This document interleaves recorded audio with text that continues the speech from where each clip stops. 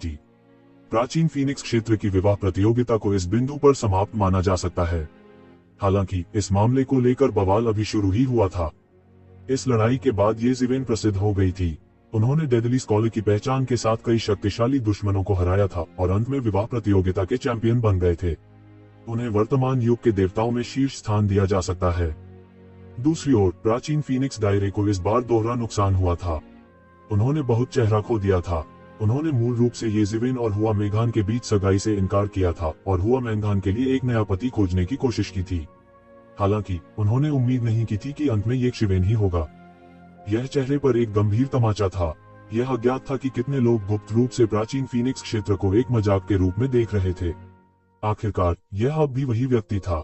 यह कहा जा सकता है कि इस अवधि के दौरान उनके प्रयास व्यर्थ गए थे।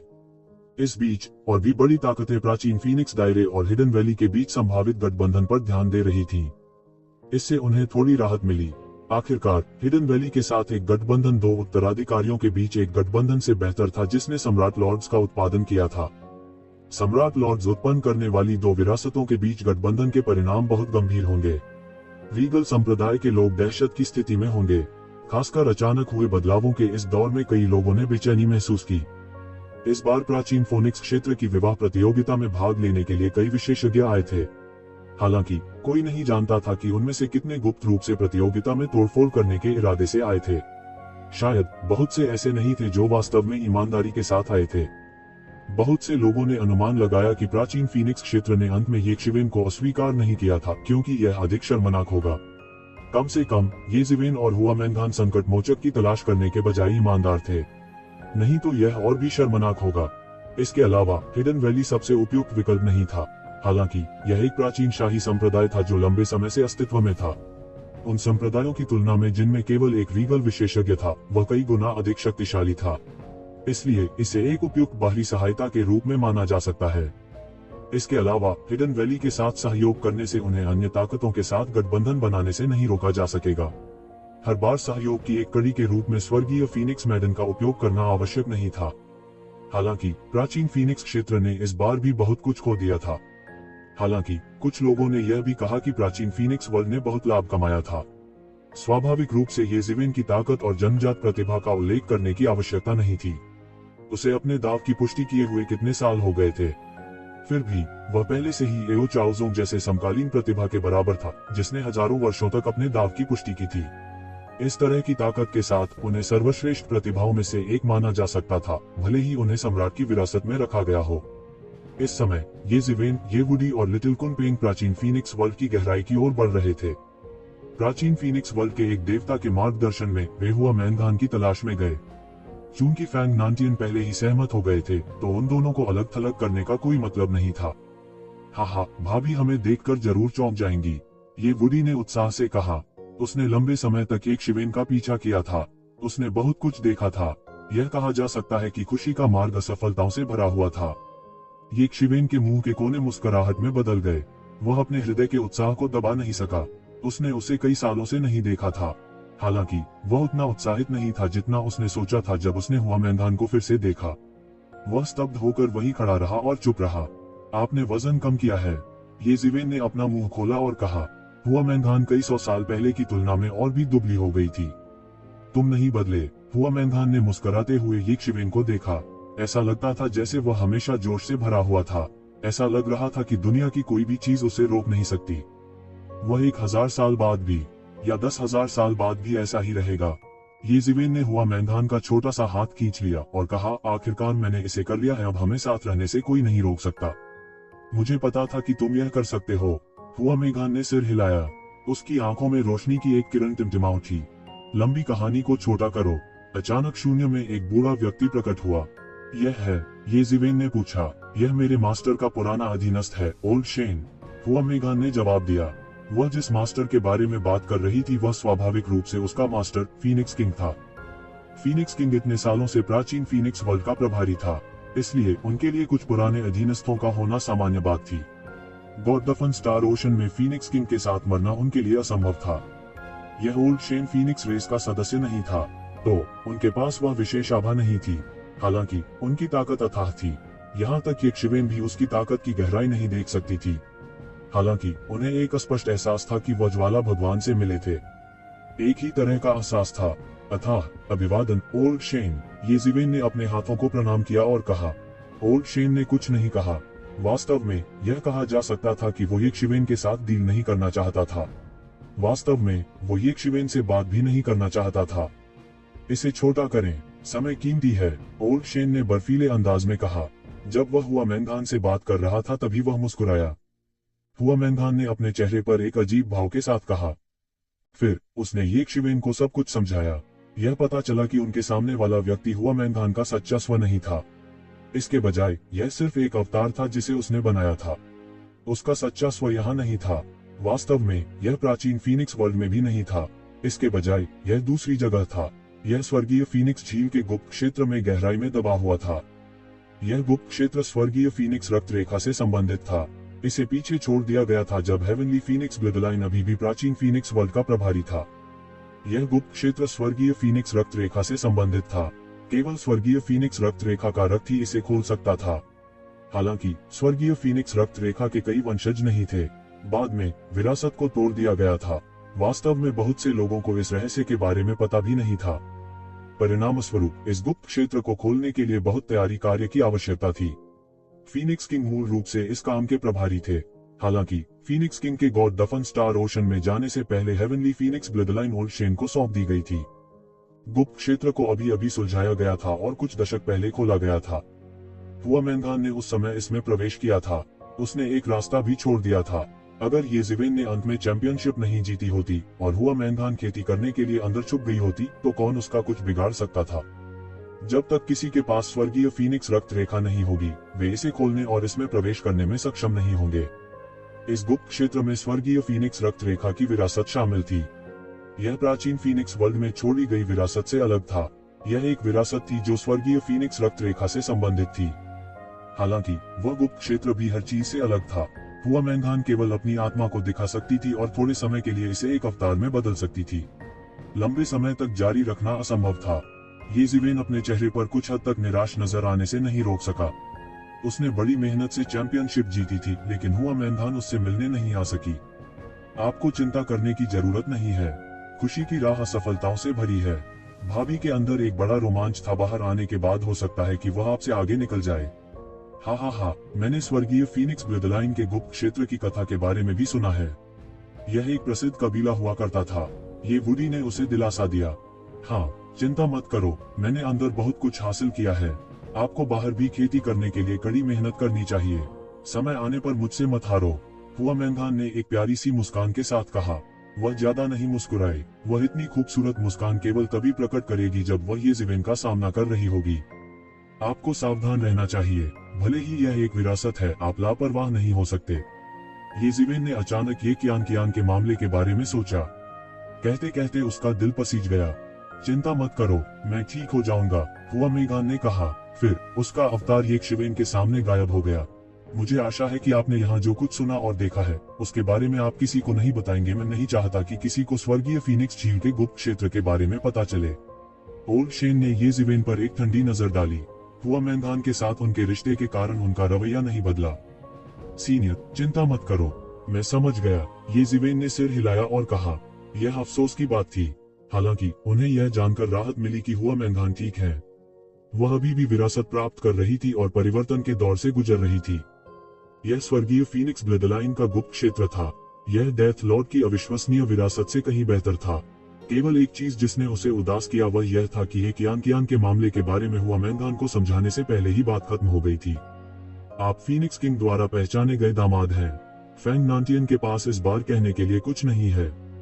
आपने अच्छा किया, आपने फीनिक्स किंग की उम्मीदों को निराश नहीं किया, पुराने शेन ने कहा। कुछ समय बाद आप हिडन वैली से किसी को शादी का प्रस्ताव देने के लिए भेजने के लिए कह सकते हैं। यंग लेडी के एकांतवास से बाहर आने के बाद आप शादी कर सकते हैं। हालांकि फीनिक्स किंग के फरमान के अनुसार आपके वंशजों में से एक को प्राचीन फीनिक्स दायरे में प्रवेश करना चाहिए और स्काई फीनिक्स की रक्त रेखा को जारी रखना चाहिए। आपको इस शर्त से सहमत होना चाहिए। ओल्ड शेन के शब्द बहुत कठोर थे। उसने येशिवेन को पछताने का कोई मौका नहीं दिया। येज़िवेन थोड़ा शर्मिंदा दिखे।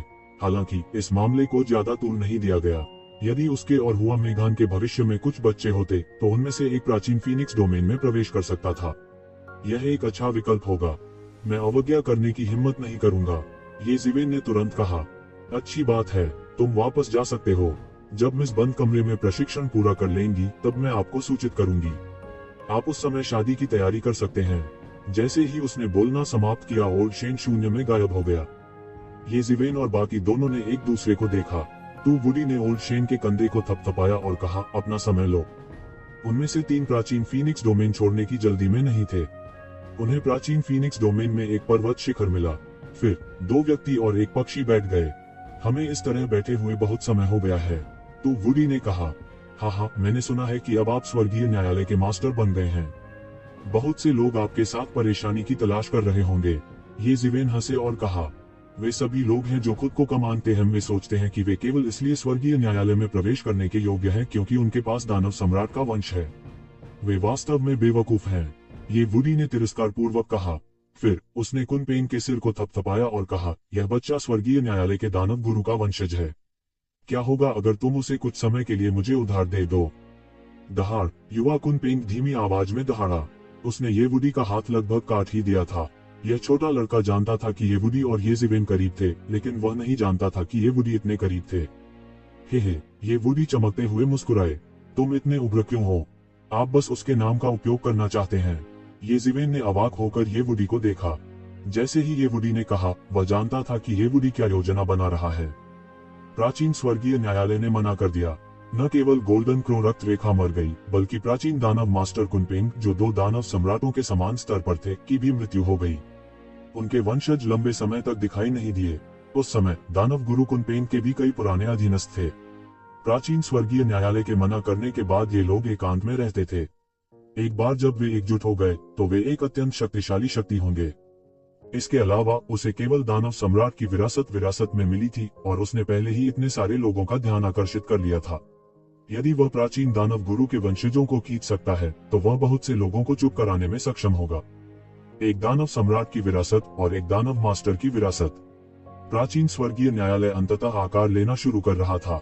यह अब कोई महत्वहीन शक्ति नहीं थी। इसे इतना बुरा मत बनाओ।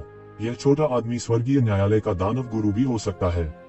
मैं स्वर्गीय न्यायालय में उसके पूर्वज की शक्ति और स्थिति वापस कर दूंगा। तुम्हें पता है, मुझे भी कुछ दानव मास्टर की विरासत के बारे में पता है। अगर यह छोटा आदमी इसे प्राप्त कर सकता है तो निश्चित रूप से उसकी खेती में दिन दूनी रात चौगुनी तरक्की होगी। ये वुडी ने कहा। ये ज़िवेन ने एक पल के लिए सोचा। यह वास्तव में युवा कुनपेन के लिए एक उत्कृष्ट पसंद थी। कुरपुस्ट रोड 1000 साल में खुलेगा।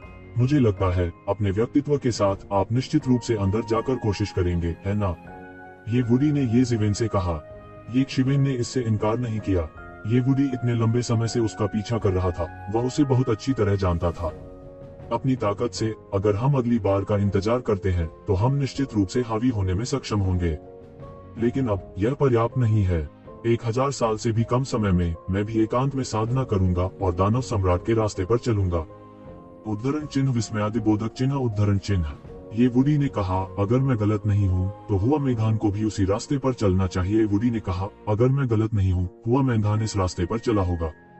प्राचीन समय में कई शक्तिशाली और अजेय व्यक्ति ऐसी विरासत को पीछे छोड़ देंगे। वे अपनी साधना प्रक्रिया को एक गुप्त क्षेत्र में बदल देंगे जहां हम प्रवेश कर सकते हैं और वह सब कुछ समझ सकते हैं जिसे उन्होंने अतीत में महसूस किया था। हम उन महान लड़ाइयों में भी भाग ले सकते हैं जिनमें उन्होंने भाग लिया था। लोगों को सुधारने का यह एक बहुत अच्छा तरीका है। इस छोटे लड़के के पूर्वज का भी ऐसा ही एक दानव मास्टर पद था जो हमारे प्राचीन स्वर्गीय न्यायालय में है।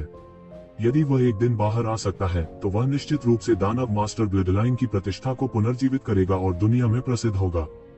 ये ज़िवेन जानती थी कि ये वुडी शर्तें बढ़ा रहा था। ऐसी स्थितियों को उदार नहीं कहा जा सकता था। ये वुडी के इतने गंभीर होने के लिए यह एक प्रकार की असाधारण विरासत होनी चाहिए। असुर कबीले के युवा गुरु मैन्यून, जिन्हें वह जानता था, असुर सम्राट द्वारा पीछे छोड़ी गई विरासत के एक गुप्त दायरे में प्रवेश कर गया था। उस स्थिति में यह समान होना चाहिए। यदि यह वह होता तो वह निश्चित रूप से तुरंत सहमत होता।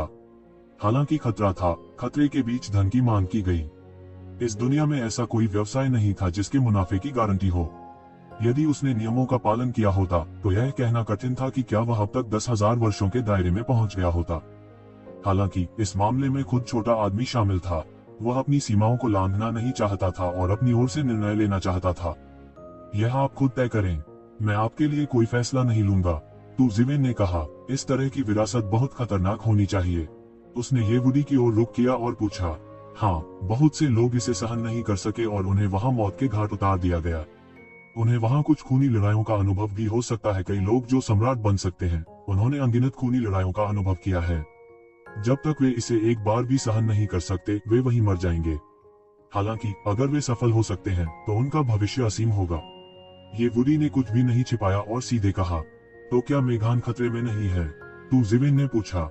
मुझे ऐसा नहीं लगता। हालांकि इस तरह की चीजें बहुत खतरनाक हैं। स्वर्गीय फीनिक्स रक्तरेखा इतने लंबे समय से चली आ रही है। उन्हें बहुत अनुभवी होना चाहिए। कम से कम खतरे की डिग्री हमारे मुकाबले बहुत कम है। ये वुडी ने कहा। ये शिवेन पूरी तरह से चिंतित थी। हालांकि अब उसके लिए चिंता करना बेकार था। वह केवल यह आशा कर सकता था कि हुआ मैदान इसे सहन कर सके। दोनों की नजर उस छोटे लड़के पर पड़ी। छोटे कुनपेंग ने ध्यान से सोचा और कहा, मैं जाकर दानव मास्टर पद को चुनौती देना चाहता हूँ। अच्छा, तुम एक आदमी हो? ये वुडी ने अंगूठा ऊपर करके और अपने चेहरे पर एक लापरवाह मुस्कान के साथ कहा। हालांकि मुझे वापस जाना होगा और इस बारे में अपने स्वामी से बात करनी होगी। जब यह हो जाएगा तो मैं आपको खोजने के लिए स्वर्गीय न्यायालय में जाऊंगा। छोटे कुनपेंग ने कहा। ये जिवेन ने ज्यादा कुछ नहीं कहा। अगर यह वह होता तो वह भी वही चुनाव करता।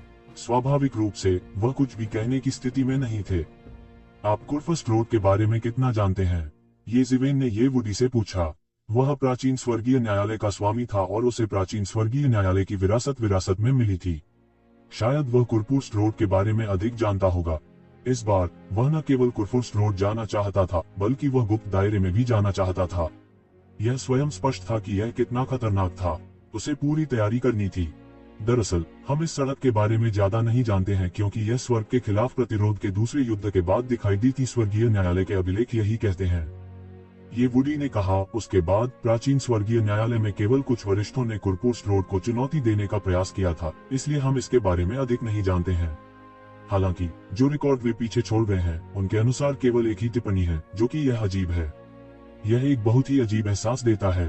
तो उसके बाद किसी ने भी कुर्फुस रोड को फिर से चुनौती देने की कोशिश नहीं की। हालांकि मैंने सुना है कि कुछ लोगों ने कुर्फुस रोड की वजह से ज्ञान प्राप्त किया है। इस पहलू में प्राचीन स्वर्गीय न्यायालय के पास इसके बारे में अभिलेख हैं। ये वुडी ने कहा। कुल मिलाकर 8 हैं। कुछ अस्तित्व में आ गए हैं और दुनिया के नायक बन गए हैं, जबकि अन्य हमेशा छिपे और अज्ञात रहे हैं। हालांकि उनमें से कोई भी हमारे प्राचीन स्वर्गीय न्यायालय के रिकॉर्ड से बच नहीं सकता। 8 लोग। कोई आश्चर्य नहीं कि वे लोग कुर्फुस रोड को इतने पागलपन से चुनौती देना चाहते थे। वास्तव में इतने सारे सम्राट थे। ये जिवेन चुपके से चौंक गई। दुनिया के असंख्य में शाही सम्राट फीनिक्स पंख और किलिनसीन के समान दुर्लभ थे। कुछ असाधारण समयों के अलावा अधिकांश समय या हर दसियों हजार वर्षों में केवल एक शाही सम्राट का जन्म होगा। हाल के दिनों में केवल किन सम्राट ने दाव प्राप्त किया था। शामिल कठिनाई और खतरे स्वयं स्पष्ट थे। जो भी सम्राट पैदा हुआ, उसकी जीवन गाथा कुछ ऐसी होगी जिसके बारे में लोग बात करेंगे। सम्राटों के लिए लोगों की लालसा की कल्पना करना आसान था। प्राचीन काल से केवल किन सम्राट ने दाव प्राप्त किया था। एक अफवाह थी कि लगता है कि ग्रेट डव को बंद कर दिया गया है और अब कोई भी डव को प्राप्त नहीं कर सकता है। यहाँ तक कई अनुभवी राजा जो लाखों वर्षों या यहाँ तक करोड़ों वर्षों तक जीवित रहे थे, वे शाही साम्राज्य के दायरे में प्रवेश करने में असमर्थ थे। इसलिए कुर्फुस रोड आत्मज्ञान प्राप्त करने का एकमात्र संभव तरीका लग रहा था। कोई आश्चर्य नहीं कि कुर्फुस रोड को चुनौती देने के लिए हर कोई पागल था। लेकिन पृथ्वी पर किसने ऐसी चौंकाने वाली योजना बनाई? कुर्फुस रोड। पृथ्वी पर कौन सम्राट चुन रहा है? कौन सम्राट चुन रहा है? कौन सम्राट चुनने के योग्य है? ये जिवेन ने उत्तराधिकार में कुछ प्रश्न पूछे। यह भी एक ऐसा प्रश्न था जिसने अनगिनत लोगों को अनगिनत वर्षों से परेशान किया था। लेकिन जिन लोगों ने अंत में ज्ञान प्राप्त किया, उन्होंने भी इस विषय को वर्जित माना और इसके बारे में बात करने को तैयार नहीं थे। और अगर कोई सम्राट इसके बारे में बात करने को तैयार नहीं था, तो क्या कोई उसे इसके बारे में बात करने के लिए मजबूर करने की हिम्मत करेगा? इसलिए यह प्रश्न एक चिरस्थायी समस्या बन गया था। वह भी चौंक गया। इसके पीछे की सच्चाई चाहे जो भी हो, यह काफी चौंकाने वाला था। हम प्राचीन स्वर्गीय न्यायालय के पास हमेशा लोग इसकी जांच करते रहे हैं। केवल हम ही नहीं, यहाँ तक अन्य विरासतों में भी लोगों ने जांच की है, लेकिन कभी कोई खबर नहीं आई है। केवल एक चीज जिसे एक सुराग माना जा सकता है, वह यह है कि किन सम्राट ने दाव को प्राप्त करने से पहले कुर्फुस रोड में अपनी लड़ाई लड़ी थी। हालांकि हम सभी जानते हैं कि दाव की उसकी उपलब्धि का कुर्फुस रोड से कोई लेना देना नहीं है। वह कुछ जान सकता है। हालांकि किन सम्राट ने इस बारे में कभी कुछ नहीं कहा, इसलिए हम केवल अनुमान लगा सकते हैं। कुछ लोग कहते हैं कि यह एक जाल हो सकता है, जबकि अन्य कहते हैं कि यह दूर के अतीत में एक अजेय व्यक्ति द्वारा छोड़ी गई विरासत नहीं हो सकती है। जहां तक बारीकियों की बात है, कोई नहीं जानता, ये वुडी ने कहा। ये ज़िवेन चुप थी, यहाँ तक कि प्राचीन स्वर्गीय न्यायालय के पास भी इस संबंध में अधिक अभिलेख नहीं थे। कर्फर्स्ट रोड में कितने रहस्य छिपे थे। वैसे भी मेरे लिए चाहे कुछ भी हो, मुझे कुरपुर्स्ट रोड को चुनौती देनी होगी। यह तथाकथित अवसर के लिए नहीं है। अगर मैं सम्राट बनना चाहता हूँ तो मुझे अजेय के लिए अपना रास्ता मारना होगा। मुझे किसी का दान नहीं चाहिए, ये वुडी ने दृढ़ता से कहा, लेकिन यह वास्तव में प्रशिक्षित करने का एक उत्कृष्ट अवसर है। बहुत से लोग इसमें कई साहसिक कार्य कर सकते हैं और उनकी साधना दिन दूनी रात चौगुनी आगे बढ़ेगी। ये ज़िवेन ने सिर हिलाया। तो वुडी के विचार उनके साथ मेल खाते थे। जो सम्राट बने वे युगों युगों में सबसे बलवान थे और सबसे बलवान दूसरों के दान से कभी भी प्राप्त नहीं हो सकते थे। इस तरह उसके दाव में खामियां होंगी और यह पर्याप्त रूप से पूर्ण नहीं होगा। मैं आपको बता दूं, बेहतर होगा कि आप जल्दी से अपनी ताकत में सुधार करें। मुझे डर है कि दुनिया फिर से अराजकता में आ जाएगी, ये वुडी ने गंभीर चेहरे के साथ कहा। हमारे प्राचीन स्वर्गीय न्यायालय में एक शक्तिशाली व्यक्ति है जिसने भविष्य के एक कोने की गणना की है। अराजक महासंकट रक्त नदियों की तरह बहेगा, आकाश गिरेगा और पृथ्वी फट जाएगी। इसमें सम्राट भी शामिल हो सकता है। इसके अलावा कोई नहीं जानता कि यह महासंकट कब आएगा। शायद यह अगले पल आएगा। अब हमारी महिमा से मूर्ख मत बनो। ऐसा इसलिए है क्योंकि बड़ी ताकतें हमसे डरती हैं, इसलिए वे हम पर हमला नहीं करेंगी। लेकिन एक बार महासंकट आने के बाद हर कोई पागल हो जाएगा और जीवित रहने के अवसर की तलाश करेगा। कुछ प्राचीन आकृतियां हमें एक थप्पड़ से मार सकती हैं। स्वर्गीय जाति के अवशेषों का विद्रोह इस महान अराजकता का सिर्फ एक प्रस्तावना है। सब कुछ अभी शुरू हुआ है। मैं आपको केवल सावधान रहने की याद दिला रहा हूँ। बिना कारण जाने मत मरिए। हालांकि ये ज़िवेन के पास कुछ अनुमान थे, लेकिन उसे ये उम्मीद नहीं थी कि यह उतना गंभीर होगा जितना कि ये वुडी ने कहा था। यहाँ तक कि राजा स्तर के शक्तिशाली लोग भी महाक्लेश के दौरान अपनी रक्षा नहीं कर सके। उन्हें पागलों की तरह बचने का मौका तलाशना पड़ा। इसमें पौराणिक सम्राट भगवान भी शामिल हो सकते हैं। एक बार सम्राट भगवान में कुछ शामिल हो गया तो यह बहुत बड़ी बात होगी। इसमें कितने रहस्य छिपे थे यह कोई नहीं जानता था। प्राचीन स्वर्गीय न्यायालय की शक्ति के साथ यहाँ तक एक बड़ा क्लेश जो कई दुनियाओं में फैला हुआ है, उनका कुछ नहीं बिगाड़ पाएगा। तथाकथित अजेय क्लेश इस प्रकार की शक्ति को संदर्भित करता है। हालांकि इसकी तुलना तब नहीं की जा सकती थी जब यह अपने चरम पर था। यह अब कमजोर नहीं था।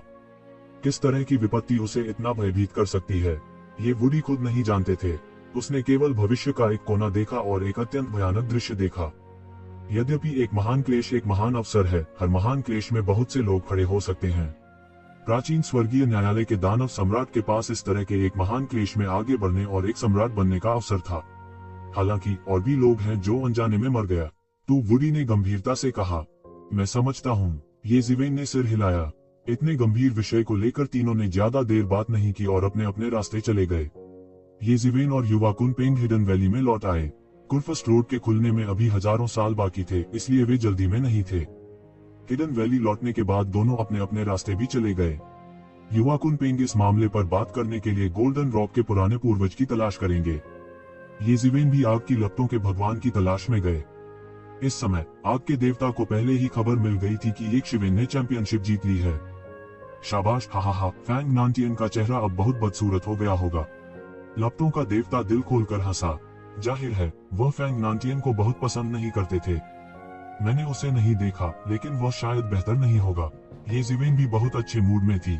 वह सैकड़ों वर्षों से दबा हुआ था। वह अपने भाग्य को नियंत्रित नहीं कर सका और उसे अपनी पूरी ताकत से चैंपियनशिप के लिए लड़ना पड़ा। ठीक है, आपने इस बार अच्छा किया। आपको पुरस्कृत किया जाएगा। आपको आगे क्या होगा इसके बारे में चिंता करने की जरूरत नहीं है। हम इसका ध्यान रखेंगे। हम लोगों को शादी का प्रस्ताव देने के लिए प्राचीन फीनिक्स क्षेत्र में भेजेंगे। प्राचीन फीनिक्स क्षेत्र अभी भी घोड़े से बड़ा है। वे हिडन वैली से भी मजबूत हैं। यह गठबंधन हिडन वैली के लिए बहुत फायदेमंद होगा। लपटों के भगवान ने कहा।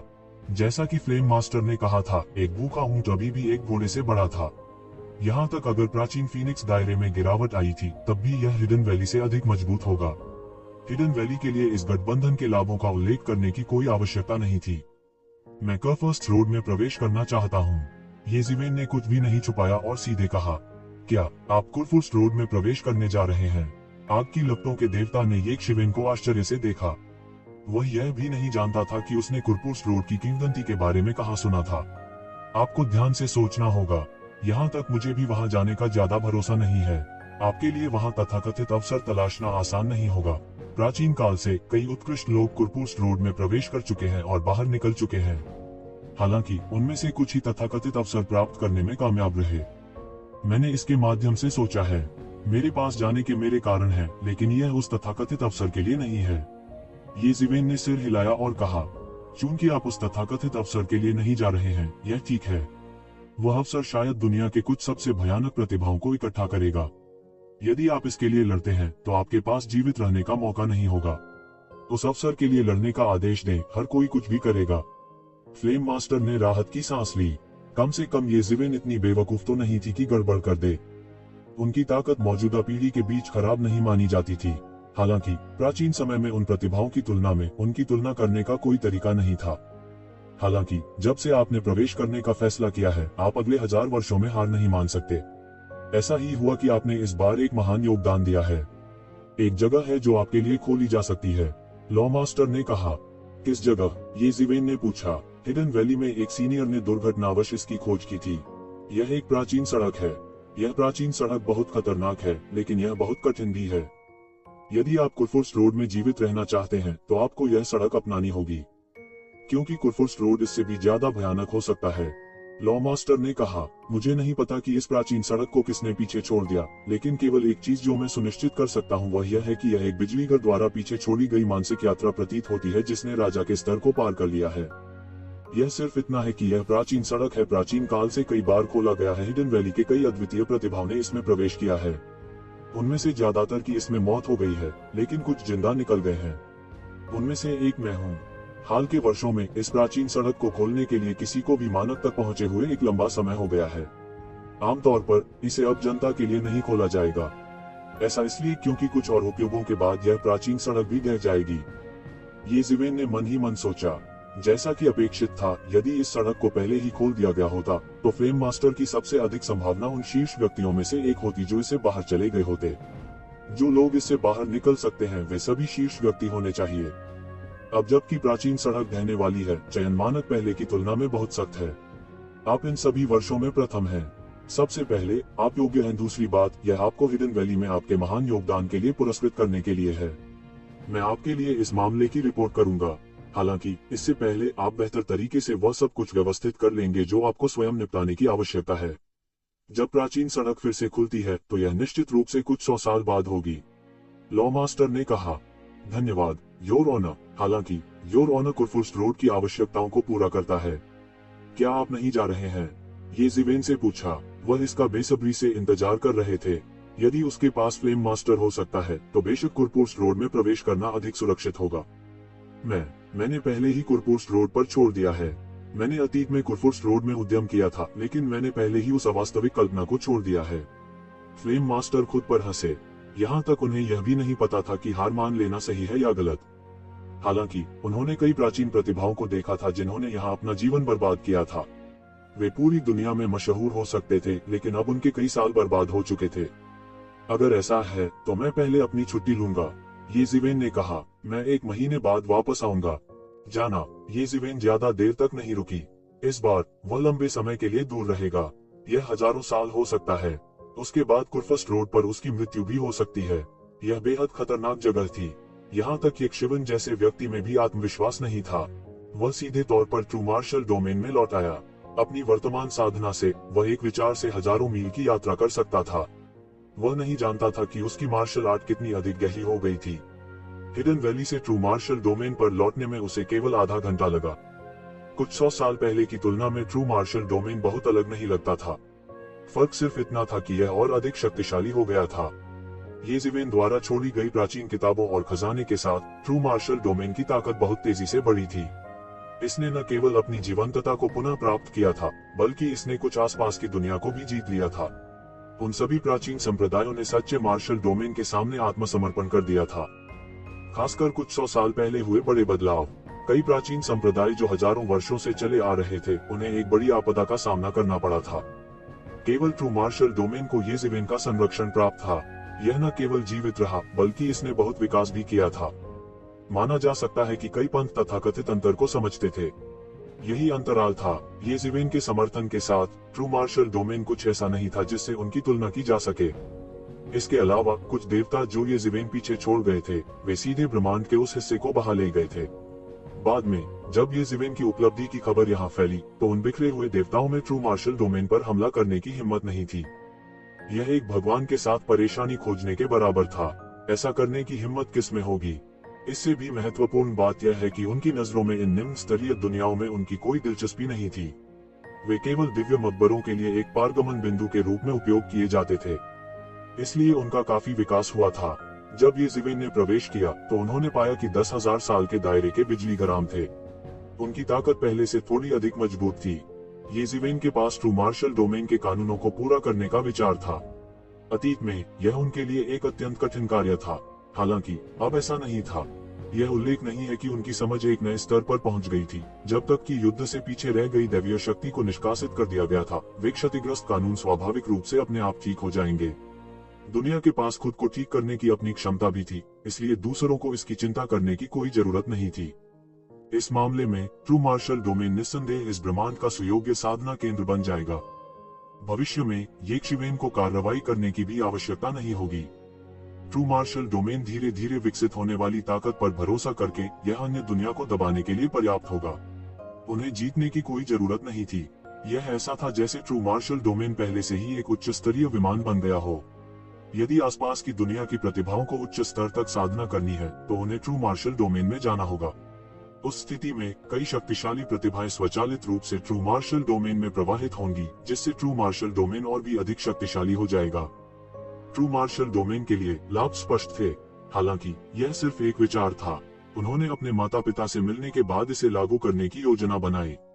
उनके लिए यह कदम पूरा करना मुश्किल नहीं था। उन्होंने आसानी से ये कबीले का स्थान ढूंढ लिया। वर्तमान में ये क्लान ये जिवेन की वजह से ट्रू मार्शल डोमेन में एक बड़े कबीले के रूप में विकसित हो गया था। हालांकि उनके उदय को ज्यादा समय नहीं हुआ था। ये जिवेन अपने पीछे कई बैकअप योजनाएं छोड़ गई थी। उनमें नींव की कमी नहीं थी। ये फैंग के नेतृत्व में उनके विकास की गति बेहद तेज थी। ये जिवेन की वापसी ने बहुत से लोगों को चिंतित नहीं किया। उसने ही इसकी जानकारी अपने माता पिता को दी, खासकर उनकी माँ शिया चंगजू। उसने सैकड़ों वर्षों से अपने बेटे को नहीं देखा था। उसकी आंखें अचानक लाल हो गईं। भाई, तुम हमें देखने भी नहीं आए। हालांकि वह डांट रही थी, लेकिन उसका स्वर धीरे धीरे आश्चर्य से भर गया। तीसरा बेटा महान कार्य करने वाला व्यक्ति है। वह किसी भी समय कैसे वापस आ सकता है? ये कोंगमिंग कहने से खुद को रोक नहीं पाए। हालांकि उनका लहजा बेहद खुशनुमा था। क्या महान कार्य करने वाले लोगों को परिवार की देखभाल करने की आवश्यकता नहीं है?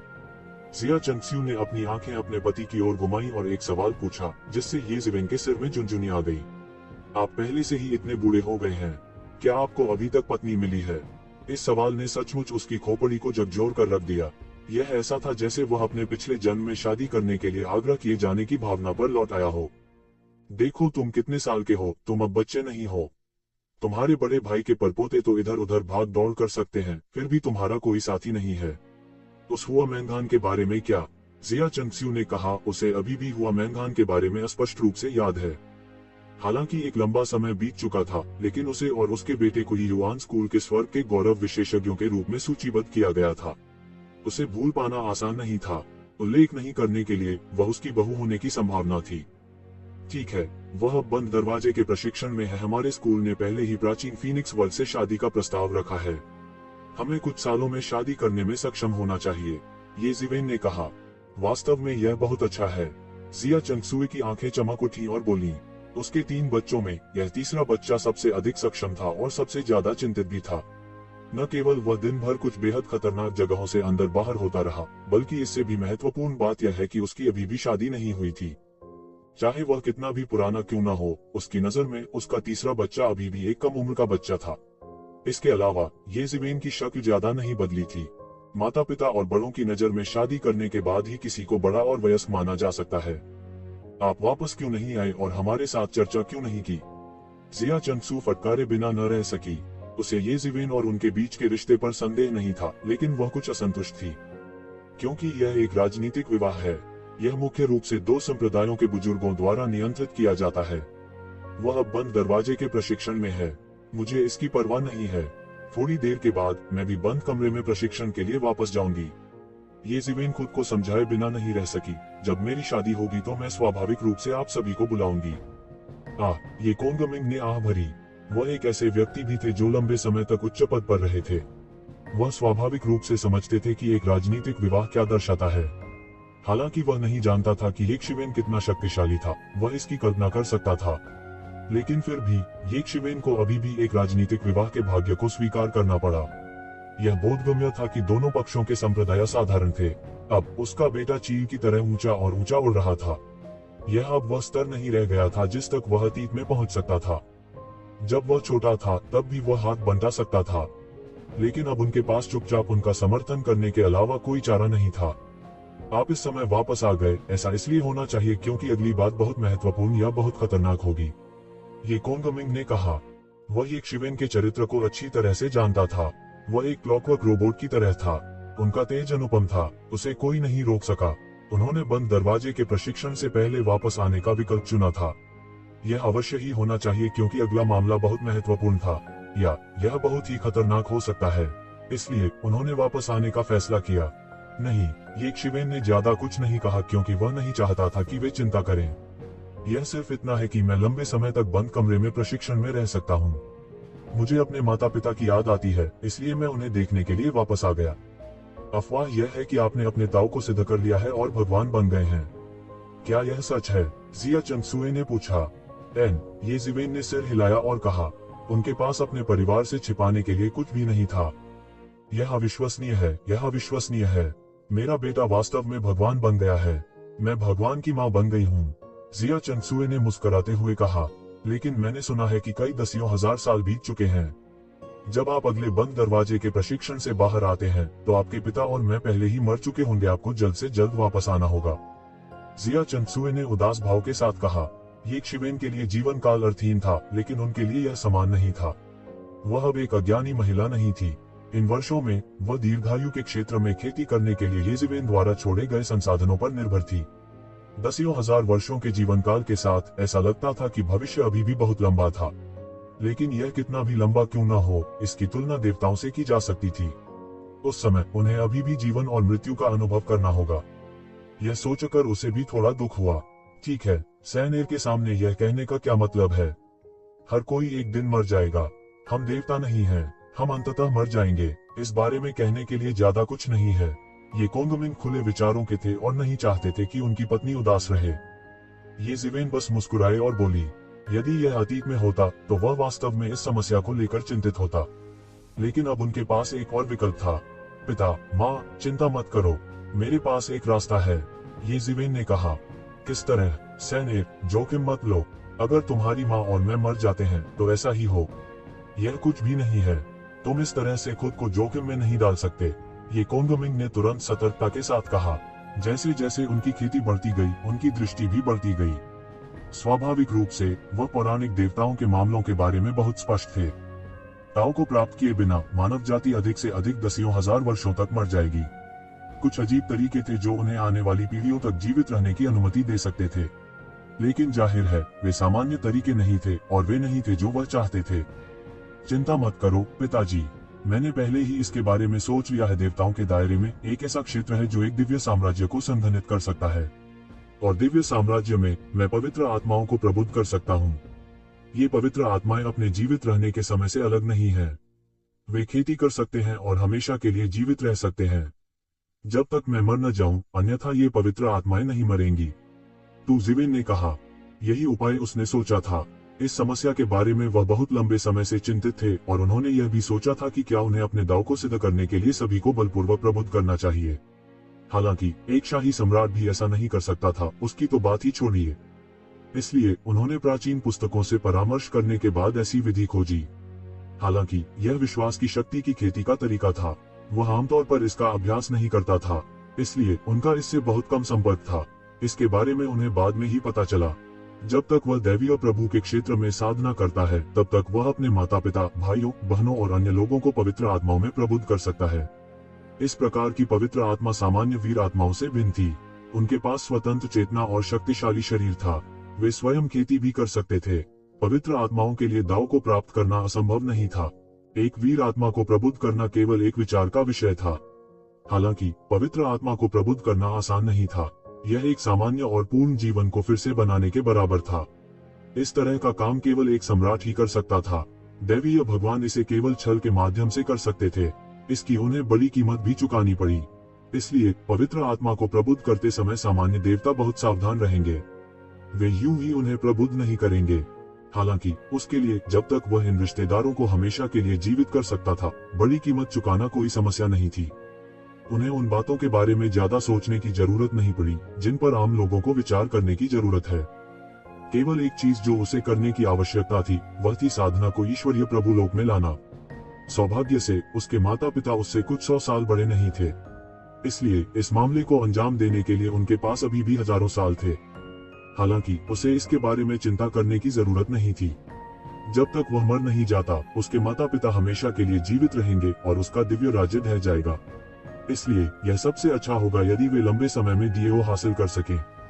ये कोंगमिंग ने कहा, यह बहुत मुश्किल होना चाहिए। मैंने वास्तव में प्राचीन किताबों में पढ़ा है कि यह एक पवित्र आत्मा को प्रबुद्ध करने के लिए बहुत सारी ऊर्जा खर्च करेगा। उनके पास प्रेरणा का एक फ्लैश था। उन्होंने याद किया कि कुछ सूचनाओं में इस मामले का उल्लेख किया गया था जो उन्होंने पहले पढ़ी थी। अगर ऐसा है तो ऐसा न करें। यह सुनते ही जिया चंगसुए ने तुरंत अपना सिर हिला दिया। वह अपने बेटे के लिए बाधा नहीं बनना चाहती थी। इसके अलावा वो इस वजह से ये शिवेन को नीचे नहीं खींचना चाहती थी। पिता, माँ, क्या कीमत आपको खोने से बड़ी हो सकती है? चिंता मत करो, मैं तैयार हूँ। अब मैं उस दायरे के बहुत करीब हूँ। जब तक मुझे कुछ समय दिया जाता है, मैं उस दायरे तक पहुँच सकता हूँ। ये जिवेन ने आत्मविश्वास से कहा। यद्यपि वह अब केवल शाश्वत क्षेत्र मध्य चरण में था, अनंत क्षेत्र के अंतिम चरण या यहाँ तक कि शिखर तक साधना करना बहुत कठिन नहीं था। यदि नहीं, तो वह अनंत क्षेत्र के शिखर पर स्वामी को पराजित करने में सक्षम नहीं होता। वह अब जो पीछा कर रहा था, वह युद्ध शक्ति को ऋषि क्षेत्र के दिव्य भगवान के स्तर तक कम करना था, जबकि दायरे में सुधार करना था। उस समय भले ही वह दिव्य भगवान का सामना करे, उसे चिंता करने की जरूरत नहीं होगी। ये कोंगमिंग ने ज्यादा कुछ नहीं कहा, लेकिन वह बहुत स्पष्ट था कि उसका बेटा जितना मजबूत होगा, वह उतना ही अधिक खतरे का सामना करेगा। ताकत के कारण ऐसा नहीं था कि खतरा कम हो जाएगा। उन्होंने यह भी सुना था कि डीओ पुष्टिकरण के स्वामी 10,000 वर्षों के बाद केवल एक छोटा कदम आगे बढ़ाएंगे।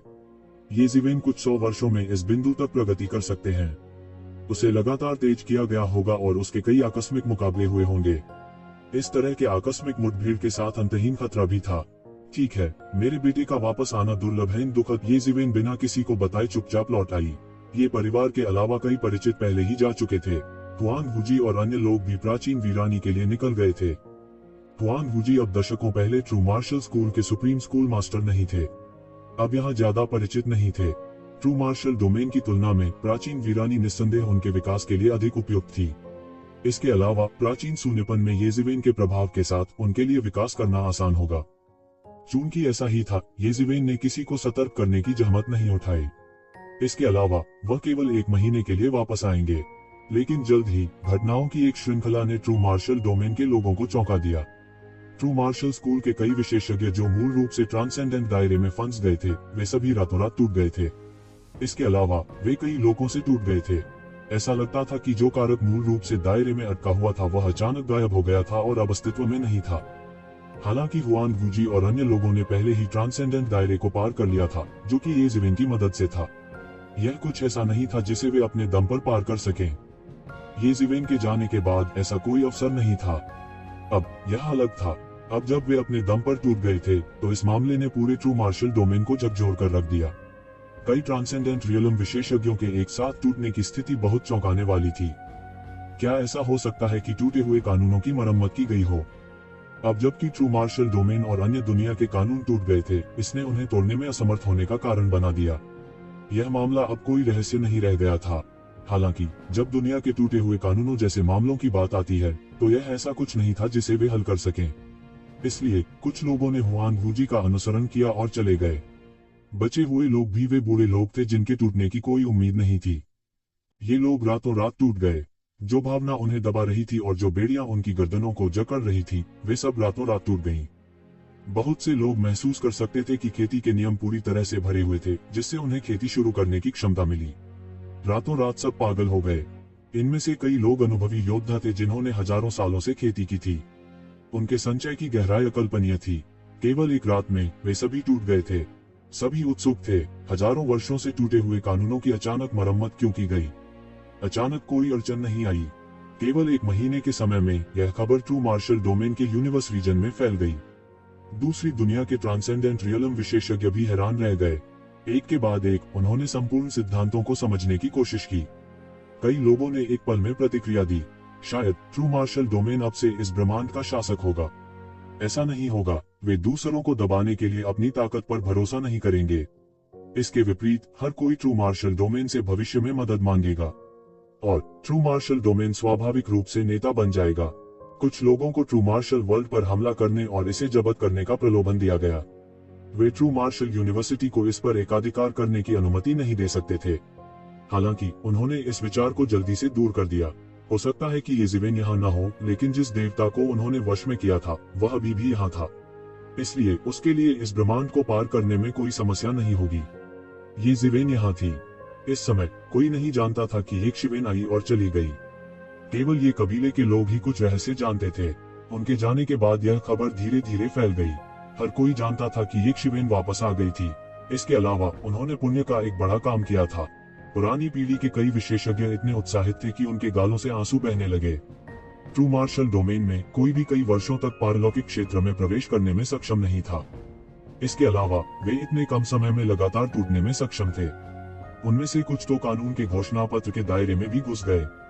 इस तथ्य के अलावा कि उनकी नींव और संचय बेहद गहरे थे, उनकी मरम्मत के समय कानून सबसे अधिक सक्रिय थे। तभी वे कानूनों में बदलाव को समझ पाएंगे और विकसित हो पाएंगे। ये ज़िवेन पहले से ही ट्रू मार्शल डोमेन में एक लेजेंड थे। आज के बाद उनकी कथा और भी प्रमुख हो गई थी। उनके भगवान बनने की कथा सच हो गई थी। देवताओं के अलावा इस दुनिया में कोई भी ऐसा नहीं कर पाएगा। हालांकि वे नहीं जानते थे कि भगवान बनने का मतलब यह नहीं है कि कोई ऐसा करने में सक्षम होगा। साधारण अमर क्षेत्र के विशेषज्ञ इसे करने में सक्षम नहीं होंगे। नतीजतन कई लोगों की नजर में ये परिवार एक ईश्वरीय परिवार बन गया था। बहुत से लोग ये परिवार से खौफ में थे। ये परिवार की गहरी नींव का जिक्र तो दूर, यहाँ तक ये ज़िवेन भी, जो लंबे समय से दिखाई नहीं दिए थे, हर किसी से डरते थे। इस समय स्वाभाविक रूप से ये शिवेन नहीं जानती थी कि हर कोई क्या सोच रहा है। वह पहले ही हिडन वैली लौट आया था। इस समय एक महीने की रिपोर्टिंग और चर्चा के बाद टाइटल वाले राजा जो हिडन वैली के प्रभारी थे, आखिरकार ये शिवेन के लिए उस प्राचीन रास्ते को खोलने के लिए तैयार हो गए। आप अंत में वापस आ गए। लौ के देवता ने लौटते ही ये शिवेन को देखा। सर्वोच्च बुजुर्ग आपको प्राचीन सड़क का उपयोग करने देने के लिए सहमत हुए हैं। मैं इसे आपके लिए खोलूंगा। धन्यवाद। लप्तों के भगवान के मार्गदर्शन में ये ज़िवेन ने रक्त जेल की गहराई में प्रवेश किया। प्राचीन सड़क का प्रवेश द्वार रक्त जेल की गहराई में स्थित था। आग की लपटों के भगवान के स्पष्टीकरण को सुनने के बाद ये ज़िवेन ने पाया कि रक्त जेल का गठन प्राचीन सड़क से निकटता से संबंधित था। वे दोनों रक्त कारागार के अंत में पहुंचे। रास्ते में उन्हें कई प्राचीन अस्तित्वों का सामना करना पड़ा। ये ज़िवेन का दिव्य टेलीकाइनेसिस सीधे बह गया। वह पहली बार ब्लड प्रिजन के अंदर की स्थिति को देख रहा था। ये ज़िवेन को बहुत पहले से पता था कि ब्लड जेल के अंदर देवी देवता हो सकते हैं। वह रक्त कारागार की परिधि में केवल तभी भटक सका था जब वह अभी भी एक देवता था। हालांकि वह अभी भी थोड़ा आशंकित महसूस कर रहा था जब उसने कई प्राचीन देवताओं को महसूस किया जो गहरी नींद में थे। जब वे ब्लड प्रिजन के अंत में पहुंचे तब भी कुछ अथाह पुरानी प्राचीन वस्तुएं छिपी हुई थीं। हालांकि एक शिवेन उन्हें देख नहीं सकती थी, लेकिन वह उनके अस्तित्व को महसूस कर सकती थी। लपटों का भगवान फिर से किसी को यहाँ क्यों लाया? क्या ऐसा हो सकता है कि किसी ने प्राचीन सड़क को खोलने के लिए बुनियादी शर्तों को पूरा किया हो? यह आसान नहीं है। इस युग में वास्तव में कोई है जो कठोर आवश्यकताओं को पूरा करता है। यह भी एक अच्छी बात है। इसका मतलब है कि हमारी हिडन वैली का उत्तराधिकारी है। एक के बाद एक शक्तिशाली प्रतिभाएं उभर रही हैं। यह एक अच्छी चीज है। रक्त कारागार के अंत में रक्त का समुद्र था। यह रक्त का एक अंतहीन समुद्र था। हालांकि इसमें साधारण रक्त की मछली जैसी गंध नहीं थी। इसके विपरीत हवा में एक फीकी सुगंध तैर रही थी। रक्त के इस समुद्र से पूरी रक्त जेल का गठन धीरे धीरे फैल गया था। बस खून का यह समुद्र ट्रू मार्शल वर्ल्ड के आकार के बराबर था। इसलिए यह कहना कठिन था कि रक्त के इस समुद्र से विस्तारित होने के बाद रक्त का कारागार कितना विशाल होगा। हालांकि वे रक्त के समुद्र के जितने करीब पहुंचे उतना ही अधिक वे अपने ऊपर एक अभूतपूर्व दबाव महसूस कर सकते थे। यहाँ तक कि लपटों का देवता भी इस प्रकार का दबाव महसूस कर रहा था। उनका फिगर उतना नेचुरल नहीं था जितना शुरुआत में था। हालांकि जब उसने येक शिवेन को देखा तो वह थोड़ा हैरान हुआ। येक शिवेन बिल्कुल भी प्रभावित नहीं हुई थी। क्या ऐसा हो सकता है कि उसके पास कोई खजाना था जो इस दबाव का विरोध कर सकता था? ऐसा इसलिए था क्योंकि इस रक्त समुद्र से केवल राजा स्तर के बिजली घर प्रभावित थे। वे इस रक्त सागर में स्वतंत्र रूप से प्रवेश कर सकते थे और बाहर निकल सकते थे। यह स्पष्ट था कि ये कज़िविन और राजा स्तर के शक्तिशाली लोगों के बीच एक बड़ा अंतर था। तो इसका कोई और कारण होना चाहिए। ये क्षिवेन को भी अपने दिल में अजीब लगा। जब उसने अभी अभी रक्त सागर में प्रवेश किया था तो उसने वास्तव में एक अत्यंत प्रबल प्रतिकारक शक्ति का अनुभव किया था। लेकिन जल्द ही उसके शरीर में रक्त क्षेत्र का हृदय एक प्रकार की रक्त लाल रोशनी का उत्सर्जन करने लगा। उसने अपने भीतर उसकी रक्षा की ताकि वह इस जबरदस्ती से प्रभावित न हो। लपटों के भगवान ने एक मोहर को चुटकी बजाई। मूल रूप से रक्त का शांत समुद्र हिंसक रूप से मंथन करने लगा। आसमान में हजारों मीटर ऊंची विशाल लहरें दिखाई दी। फिर खून के पूरे समुद्र की सतह को ऐसा लग रहा था कि जैसे विशाल हाथों की एक जोड़ी ने इसे अलग कर दिया हो। एक रास्ता जबरदस्ती बनाया गया था, एक रास्ता जो रक्त के समुद्र की गहराई तक ले गया। चलो जल्दी अंदर चलते हैं। मेरी आध्यात्मिक शक्ति अधिक समय तक टिकी नहीं रह सकती, आग की लपटों के भगवान ने गंभीरता से कहा। ये ज़िवेन चौंक गई। लपटों के भगवान की ताकत से दुनिया को तोड़ना कुछ ऐसा था जो मिनटों में किया जा सकता था। फिर भी उसने वास्तव में कहा था कि रक्त का समुद्र अधिक समय तक नहीं टिक सकता।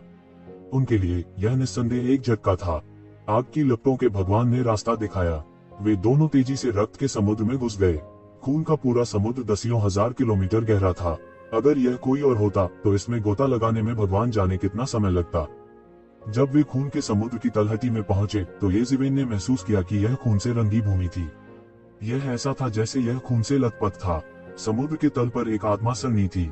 स्पिरिट एरे को देखते हुए ये ज़िवेन बता सकती है कि यह एक टेलीपोर्टेशन एरे थी। हालांकि यह टेलीपोर्टेशन व्यू किसी भी टेलीपोर्टेशन एरे की तुलना में कहीं अधिक जटिल था जिसका उसने पहले सामना किया था। वह वास्तव में इसके माध्यम से नहीं देख सका। वह बमुश्किल बता सकता था कि यह सिर्फ एक टेलीपोर्टेशन एरे था। यह टेलीपोर्टेशन एरे है जो प्राचीन सड़क को खोलता है। लपटों के भगवान ने कहा, मैं आगे इस टेलीपोर्टेशन एरे को खोलूंगा। आपको वहां सीधे टेलीपोर्ट किया जाएगा। मुझे उम्मीद है कि अगली बार जब मैं इसे खोलूंगा तो मैं आपको जीवित निकलते हुए देख सकूंगा। उद्धरण चिन्ह। लपटों का भगवान गंभीर था। वह यूं ही निर्देश नहीं दे रहा था। वह पहले भी इस प्राचीन सड़क पर जा चुका था, इसलिए वह इस बात को लेकर बहुत स्पष्ट था कि यह प्राचीन सड़क कितनी खतरनाक थी। मैं करूंगा। ये ज़िवेन ने सिर हिलाया। इससे पहले कि तुम अंदर जाओ, मैं तुम्हें एक उपहार दूंगा। अगर तुम्हारे अंदर इसे इस्तेमाल करने की हिम्मत है तो आगे बढ़ो। आग की लपटों के भगवान ने अपनी हथेली को फड़फड़ाया और एक नरम बनियान दिखाई दिया। रंग भद्दा था और पूरा काला था। डिजाइन भी काफी रफ था। यह बिना किसी सजावट के बनियान जैसा लग रहा था। यह है। ये ज़िवेन ने बनियान ले ली। शुरुआत में उन्होंने इसकी ज्यादा परवाह नहीं की। हालांकि उन्होंने तुरंत इस बनियान का वजन महसूस किया। इतना भारी। ये ज़िवेन की मौजूदा ताकत बेहद मजबूत थी। हालांकि यह बनियान अभी भी उसे भारी लग रहा था। यह प्राचीन गॉड माउंटेन से भी भारी था। यह है। ये ज़िवेन ने पूछा। यह एक कल्टीवेशन वेस्ट है। प्राचीन समय में सर्वशक्तिमान ने इसे खेती करने के लिए इस्तेमाल किया था। यह आपकी इच्छानुसार वजन को समायोजित कर सकता है और आपकी ताकत को सील कर सकता है।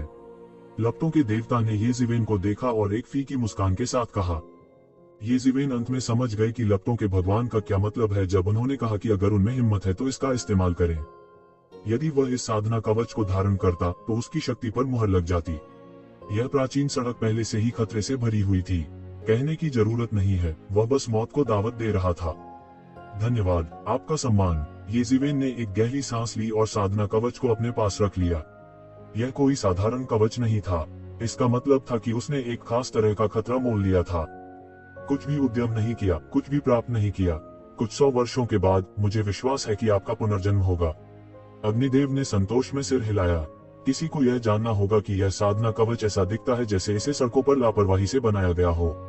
हालांकि यह एक साधारण कवच कैसे हो सकता है जो एक देवता की ताकत को सील कर सकता है। यह कोई दैवीय उपकरण नहीं था, बल्कि यह कई दैवीय उपकरणों से अधिक कीमती और शक्तिशाली था। सामग्री भी बहुत दुर्लभ थी, इसलिए साधारण लोगों के पास साधना कवच पहनने का अवसर नहीं था। ये ज़िवेन के लिए इसके पीछे के गहरे अर्थ को समझने के लिए पर्याप्त था। ठीक है, मैं फॉर्मेशन को सक्रिय कर दूंगा। आप अपने आप जा सकते हैं। आग की लपटों के भगवान ने एक जटिल हाथ की मुहर बनाई। संपूर्ण गठन एक चौंकाने वाली रोशनी का उत्सर्जन करने लगा। ये ज़िवेन को पता था कि फॉर्मेशन सक्रिय हो चुका था। बिना किसी झिझक के वह गठन में भाग गया। स्वोश, उसके शरीर को तुरंत दूर भेज दिया गया। आपको जिंदा वापस आना चाहिए, लॉसम प्रभु धीरे से बोला। उसे नहीं पता था कि उसे इस रास्ते पर भेजना सही था या गलत। ऐसा इसलिए था क्योंकि प्राचीन काल से जिस क्षण से इस मार्ग की खोज की गई थी, इस मार्ग पर अनगिनत लोगों की मृत्यु हो चुकी थी। शुरुआत में इसे बड़े पैमाने पर जनता के लिए खोला गया था। बाद में कुछ शीर्षक वाले राजाओं को इस जगह को सबसे मजबूत प्रतिभाओं के लिए एक प्रशिक्षण मैदान में बदलने के लिए मजबूर होना पड़ा। यह अन्य मामूली मौतों और चोटों को रोकने के लिए भी था। ये शिवेन की दृष्टि काली पड़ गई। इससे पहले कि उसके पास इसके बारे में सोचने का समय होता, वह पहले ही रक्तलाल दुनिया में आ चुका था। यह बंजर और उजाड़ था। ऐसा लगा जैसे वह खून की जेल में था। यह प्राचीन सड़क है। ये जिवेन ने चारों ओर देखा। यह संसार बहुत विस्तृत था। आकाश में खून बहुत घना था। यह रक्त जेल की तुलना में 10 गुना अधिक सघन था। किस तरह का वातावरण किस तरह के लोगों को पैदा करेगा। ऊर्जा जितनी अधिक प्रचुर मात्रा में होगी, उतने ही मजबूत जीव पैदा हो सकते हैं। जैसा कि कहा जाता है, महान पुरुष और महान स्थान धन्य होते हैं। रक्त कारागार में देवताओं की तुलना में कई शक्तिशाली प्राणी थे। हालांकि वे स्वर्ग और पृथ्वी के नियमों को समझ नहीं पाए और देवताओं की तरह हमेशा के लिए जीवित रहे, फिर भी उनका जीवन काल बहुत लंबा था। इसके अलावा उनकी जन्मजात दिव्य क्षमताएं कई देवताओं से भी आगे निकल गईं। इस तरह के शक्तिशाली जियानिटियन लाइफ फॉर्म नेताओं को नहीं समझा, जादू में खेती नहीं की और केवल क्रूर बल का इस्तेमाल किया। स्वाभाविक रूप से इसकी तुलना इस दुनिया में मुक्त और बंधन मुक्त देवताओं से नहीं की जा सकती थी, लेकिन इसे कम करके नहीं आंका जा सकता था। इसके अलावा यहाँ रक्त जेल की तुलना में रक्त ऊर्जा 10 गुना अधिक सघन थी। यहाँ वास्तव में अत्यंत क्रूर अस्तित्व हो सकते हैं। उसने अपने हाथ में खेती की बनियान को देखा। क्या उसे इस तरह एक जगह पर कल्टीवेशन बनियान पहनने की जरूरत थी? कुछ देर सोचने के बाद उसने एक गहरी सांस ली। बिना जोखिम उठाए कुछ भी नहीं मिलता। पर्याप्त संयम के बिना वह मात्र 1000 वर्षों में पर्याप्त प्रगति कैसे कर सकता है? एक भगवान के लिए 1000 साल बहुत कम थे। ये जिवेन ने सीधे खेती की बनियान पहन ली और तुरंत अपने शरीर को डूबता हुआ महसूस किया, जैसे कि कोई पहाड़ उसके शरीर पर दबाव डाल रहा हो। उनकी आध्यात्मिक शक्ति ने अवतार में प्रवेश किया और उन्होंने अवतार के सभी रहस्यों को तुरंत समझ लिया। उन्होंने इसमें अपनी आध्यात्मिक शक्ति का इंजेक्शन लगाया और कल्टीवेशन वेस्ट तुरंत सक्रिय होने लगा। उसने अचानक महसूस किया कि उसके शरीर पर दबाव बढ़ रहा है और जल्द ही उसकी ताकत लगातार दब गई। वह महसूस कर सकता था कि उसकी लड़ाकू शक्ति भी खतरनाक दर से घट रही थी। मरे हुए दायरे की चोटी, मरे दायरे देर मंच, मरे हुए दायरे मध्य चरण, मरे हुए दायरे प्रारंभिक चरण। उनकी युद्ध शक्ति तुरंत मरे हुए दायरे के शिखर से मरे हुए दायरे के शुरुआती चरण में गिर गई। वह जो क्षमता लगा सकता था वह बहुत सीमित थी। भले ही एक शिवन की ताकत उसके सुनहरे रंग के अत्याचारी रूप से नहीं आई हो, तो ताकत में गिरावट का अनुपात और भी अधिक अतिरंजित होगा। इसके अलावा इस अवतार को उसे बनाए रखने के लिए किसी भी समय और स्थान पर आध्यात्मिक शक्ति का निवेश करने की भी आवश्यकता थी। उनकी मूल राजसी आध्यात्मिक शक्ति एक सांस में आधी हो गई थी। यह एक सामान्य व्यक्ति से बहुत अधिक नहीं था, अपने शिखर की तुलना में तो दूर की बात है। इस तरह वह भविष्य में कई बड़े मूव्स का इस्तेमाल नहीं कर सके। अगर वह इसका इस्तेमाल भी करता तो भी बिजली गिर जाती। यह वास्तव में ताकत का चौतरफा दमन है। ये जिवेन ने अपनी आंखें सिकोड़ ली, लेकिन उनकी अभिव्यक्ति और अधिक दृढ़ हो गई। उसने तुरंत एक कदम आगे बढ़ाया और आगे उड़ गया। हालांकि उनकी ताकत बहुत बुरी तरह से दबा दी गई थी, फिर भी उनके पास प्रारंभिक अवस्था में मरे हुए दायरे की युद्ध शक्ति थी। एक पग के साथ उसने एक विशाल पर्वत श्रृंखला को अत्यंत तीव्र गति से पार किया। वह दौड़ता हुआ एक जंगली की तरह था। गर्जन, जोर की गर्जना हुई। ये जिवेन अभी अभी उसके पीछे पर्वत श्रृंखला में उतरा था और उसमें से एक विशाल हिंसक वानर निकला। यह रक्त प्रकाश के एक द्रव्यमान में बदल गया और मौके पर उसका पीछा किया। बूम! इस हिंसक बंदर ने एक मुक्का मारा और खून की अंतहीन लहरों के साथ एक जोरदार गर्जना हुई। एक अद्वितीय मुट्ठी ऊर्जा बाहर निकली और सीधे एक शिवेन के सिर की ओर फट गई। ये जिवेन तुरंत घूमे और मौके पर ही सीने में विस्फोट हो गया। उसका पूरा शरीर उल्टा उड़ गया। हालांकि उसने बहुत पहले ही प्रतिक्रिया कर दी थी, लेकिन उसका शरीर प्रतिक्रिया की गति के साथ बिल्कुल भी नहीं रह सका। उसका शरीर उस पर लटके एक तारे की तरह था और सारा गुरुत्वाकर्षण उसके शरीर पर गिर गया, जिससे उसकी गति धीमी हो गई। लानत जानवर! ये जिवेन का शरीर उल्का की तरह उल्टा उड़ गया। वह हिंसक वानर एक उल्का की तरह टहलता है और अप्रत्याशित रूप से मध्य हवा में उसका पीछा करता है, उस पर टूट पड़ता है। यह ये जिवेन को हवा में रौंद कर मौत के घाट उतारना चाहता था। ये जिवेन अक्सर इस चाल का इस्तेमाल लोगों के खिलाफ करती थी, लेकिन उसे उम्मीद नहीं थी कि इसका भी इस्तेमाल किया जाएगा। टकराना! ऐसा नहीं था कि एक शिवेन विरोध नहीं करना चाहती थी, लेकिन गति बहुत तेज थी। उसकी रक्षा के लिए उसके पास केवल इतना समय था कि वह अपने हाथों को अपनी छाती पर रख सके और वह पैर उसके ऊपर आ गिरा। भयानक शक्ति ने वास्तव में उसका हाथ तोड़ दिया। वह सीधे जमीन में धंस गया और एक बड़ी दरार दिखाई दी। लानत है, यह युआन होंग से भी ज्यादा क्रूर है। ये जिवेन ने लंबे समय से इस तरह के भीषण युद्ध का अनुभव नहीं किया था। उसके स्वर्णिम अत्याचारी रूप के बल पर बहुत कम लोग थे जो उसे इस हद तक दबा सके। यहाँ तक जो उससे ऊंचे ओहदे पर होते थे उन्हें भी मौके पर ही पीट पीट कर मार डाला जाता था। अब उसका स्वर्णिम अत्याचारी रूप भी कल्टीवेशन बनियान द्वारा दबा दिया गया था और अब वह केवल उसका सामना कर सकता था। गर्जन आकाश में वह हिंसक वानर मुस्कुराया और सीधे उसके पैर को कुचल डाला। इसने एक अजीब सी चीख निकाली और ये शिवेन को जिंदा फाड़ देना चाहती थी। यह चाल फिर से, जानवर बहुत घमंडी मत बनो, ये जिवेन ने दहाड़ा और उसके हाथ तुरंत बिजली की गति से ठीक हो गए। उसने फिर रौंदते हुए पैर को पकड़ लिया और उसे फेंक दिया। खूश, इस हिंसक बंदर को एक उल्का की तरह बाहर फेंक दिया गया था और एक विशाल दरार को पार करते हुए पहाड़ों की एक श्रृंखला में भयंकर रूप से दुर्घटनाग्रस्त हो गया। ये जिवेन ने हमले का पीछा करने के लिए जीत का फायदा नहीं उठाया। वह लगातार हौंफ रहा था और उसकी बांह से खून बह रहा था और घाव धीरे धीरे ठीक हो गया। यहाँ तक उनकी फीनिक्स पुनर्जनन तकनीक को भी कल्टीवेशन वेस्ट ने दबा दिया था। अन्यथा इस स्तर की चोट एक पल में ठीक हो सकती थी। पलक झपकते ही उस हिंसक वानर की आकृति फिर से गायब हो गई और सीधे हमला कर दिया। तेज, अकल्पनीय के बिंदु पर तेज। तू जिवेन को मात नहीं देनी थी। उसने न केवल अपने शरीर का उपयोग किया बल्कि टिमटिमाता हुआ थंडर सटेप भी जोड़ा और उसका फिगर तुरंत पार हो गया। उसका पूरा शरीर बाहर निकल आया और हिंसक वानर से टकरा गया। बूम बूम बूम, एक पल में वे सैकड़ों और हजारों बार टकराए। दोनों पक्ष उल्टे उड़ गए और उनके शरीर से खून बहने लगा। उस हिंसक बंदर की पूरी भुजा मौके पर ही फट गई थी और यह पहला था जो अनगिनत उच्च आवृत्ति वाले हमलों की बमबारी का सामना करने में असमर्थ था। और ये जिवेन की बाह में भी दरारें थी और कोई इस तरह की लड़ाई की तीव्रता की कल्पना कर सकता था। हालांकि अंत में ये जिवेन का सोने का पानी चढ़ा अत्याचारी रूप अधिक मजबूत था। इस समय ये शिवेन किसी और चीज की परवाह नहीं कर सकती थी। इससे पहले कि हम बात करें, आइए पहले इस जानवर को मार दें। टकराना, उसने अचानक जमीन पर कदम रखा और उसकी आकृति रॉकेट की तरह उछली और सीधे हिंसक वानर के शरीर से टकराए। हिंसक बंदर अभी तक खड़ा नहीं हुआ था और उसे उड़ते हुए भेजा गया था। यह हिंसक वानर कोई देवता नहीं था और उसके पास तुरंत अपनी भुजा को बहाल करने की जादुई शक्ति नहीं थी जिसे ये शिवेन ने टुकड़ों में तोड़ दिया था।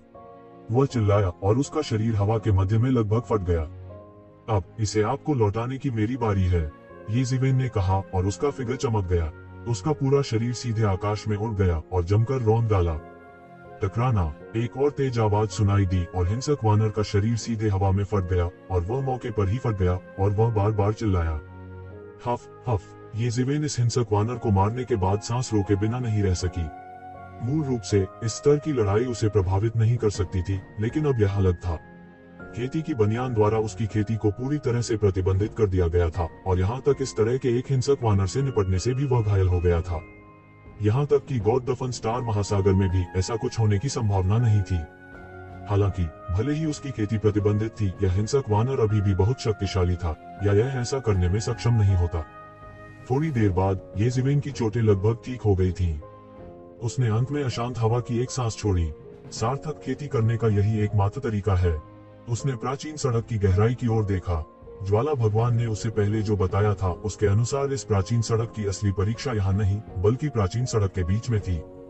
9 शक्तिशाली परीक्षण थे और प्राचीन काल से कोई भी एक बार में उन सभी 9 को पास नहीं कर पाया था।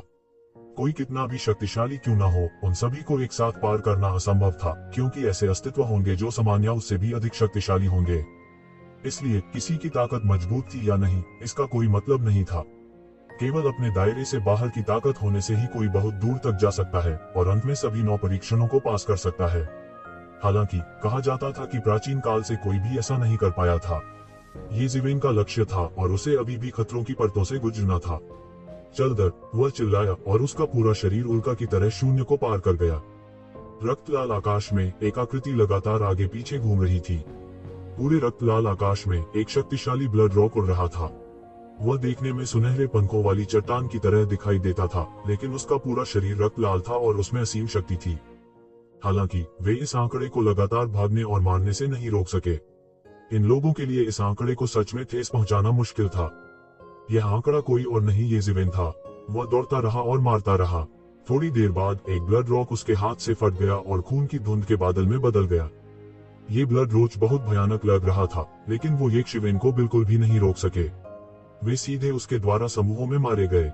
वह 100 वर्षों से भी अधिक समय से इस प्राचीन मार्ग पर थे। एक देवता के लिए 100 साल का एकांत एक छोटी सी झपकी लेने जैसा था। हालांकि अगर वह इस समय का उपयोग लड़ने के लिए करता तो यह पूरी तरह से अलग कहानी होती।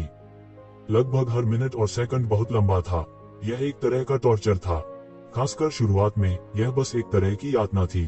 मरे हुए दायरे के शुरुआती चरण में उसकी ताकत दबा दी गई थी और वह अपनी ताकत का पूरी तरह से उपयोग नहीं कर सका।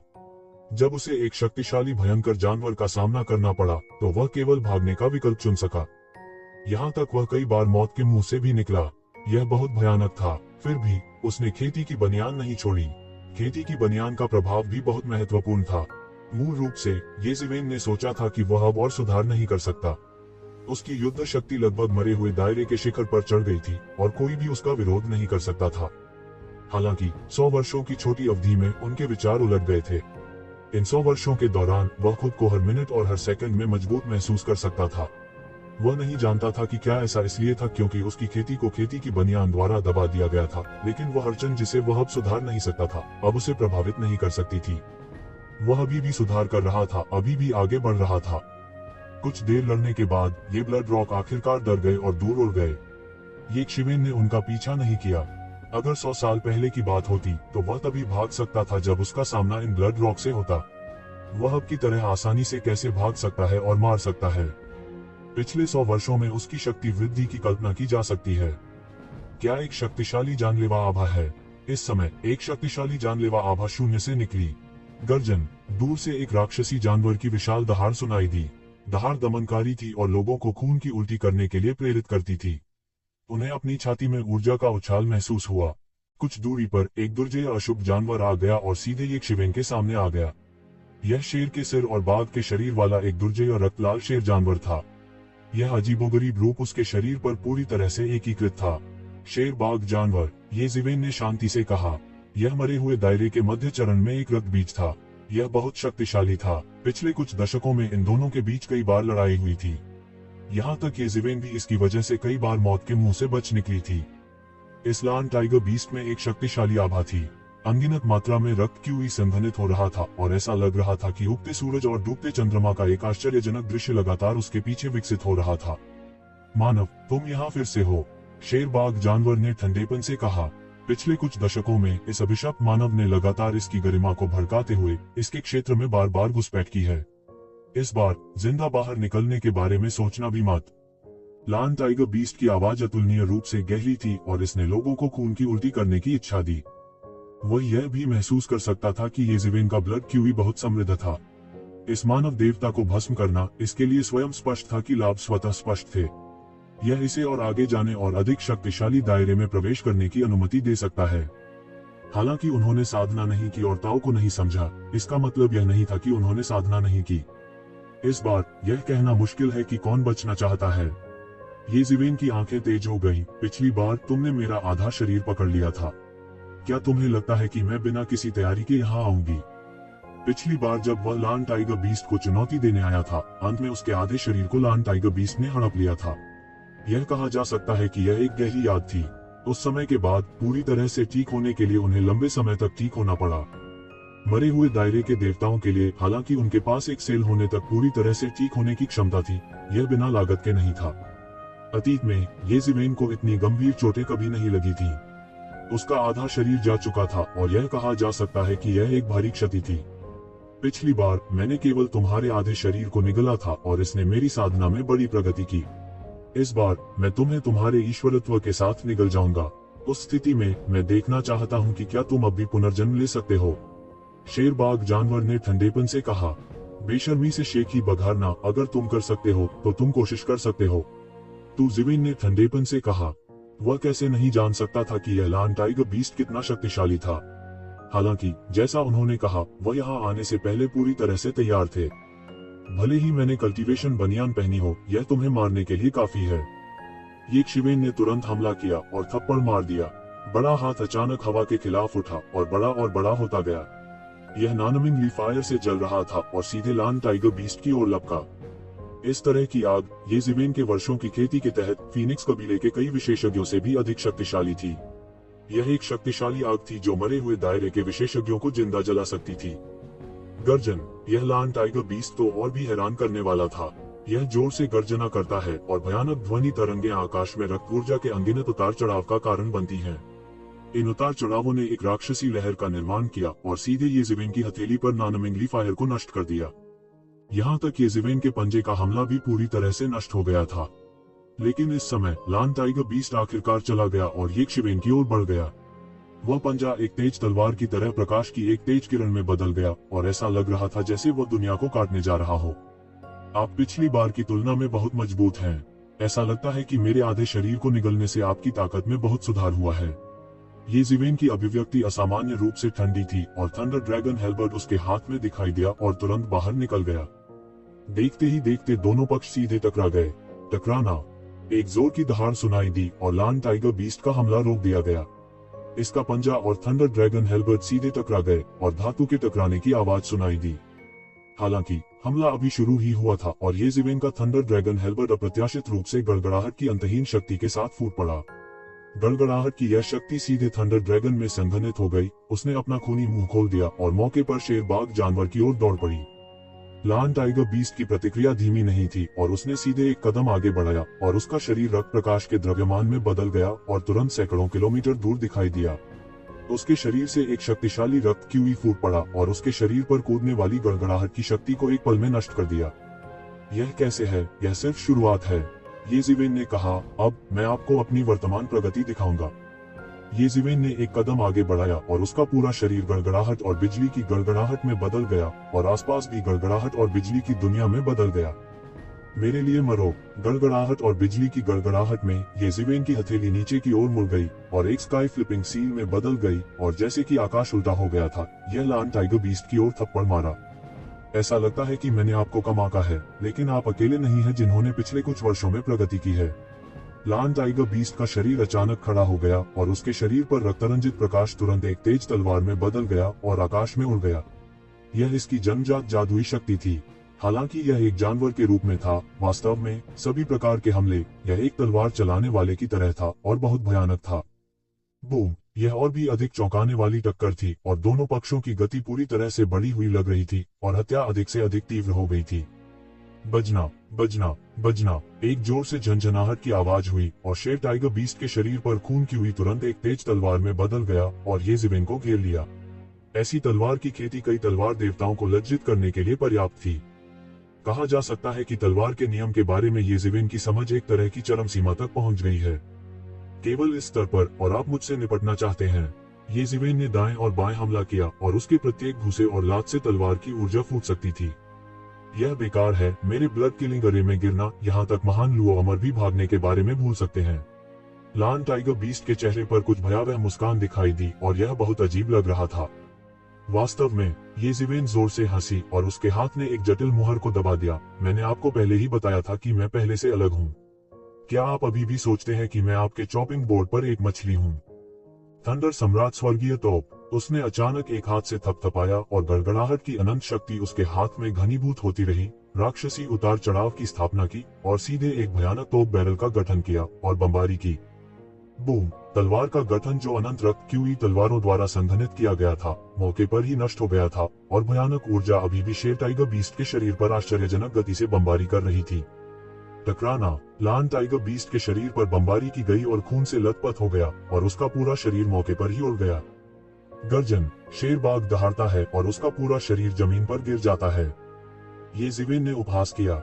ऐसा नहीं था कि उन्होंने 100 वर्षों से अधिक समय तक कुछ नहीं किया, क्योंकि उनकी अधिकांश आध्यात्मिक शक्ति साधना अवतार द्वारा खा ली गई थी और इसने उन्हें अपनी कुछ चालों को इस हद तक संशोधित करने के लिए मजबूर किया कि वे उनका सामना कर सके वर्तमान आध्यात्मिक शक्ति। बिजली सम्राट की आकाश भेदी तोप एक हाथ से सबसे बड़ी उपलब्धि थी। लाइटनिंग सम्राट की स्काई पियर्सिंग तोप को एक हाथ से तैयार करने के लिए लंबी अवधि की तैयारी की आवश्यकता नहीं थी। सबसे महत्वपूर्ण बात यह है कि जादुई शक्ति की खपत बहुत कम हो गई थी। बेशक इसकी शक्ति निश्चित रूप से बहुत कम हो जाएगी, हालांकि व्यवहारिकता के मामले में यह पूर्ण संस्करण की तुलना में कहीं अधिक व्यवहारिक था। हसन सील। येज़ेवेन ने कदम रखा और उसका हाथ एक प्राचीन दिव्य पर्वत में परिवर्तित हो गया और नीचे दब गया। Boom! The law and tiger beast समय पर चकमा नहीं दे सका और बमबारी कर दी गई। येज़िवेन के हसनसील द्वारा इसे लगभग मांस के पेस्ट में तोड़ दिया गया था। जब येज़िवेन ने फिर से हमला किया तो लायन टाइगर बीस्ट ने अपने शरीर में खून की गोली को जला दिया और उसके हाथ से निकल गया। वह दूर से हौंफ रहा था और येज़िवेन को गौर से देख रहा था।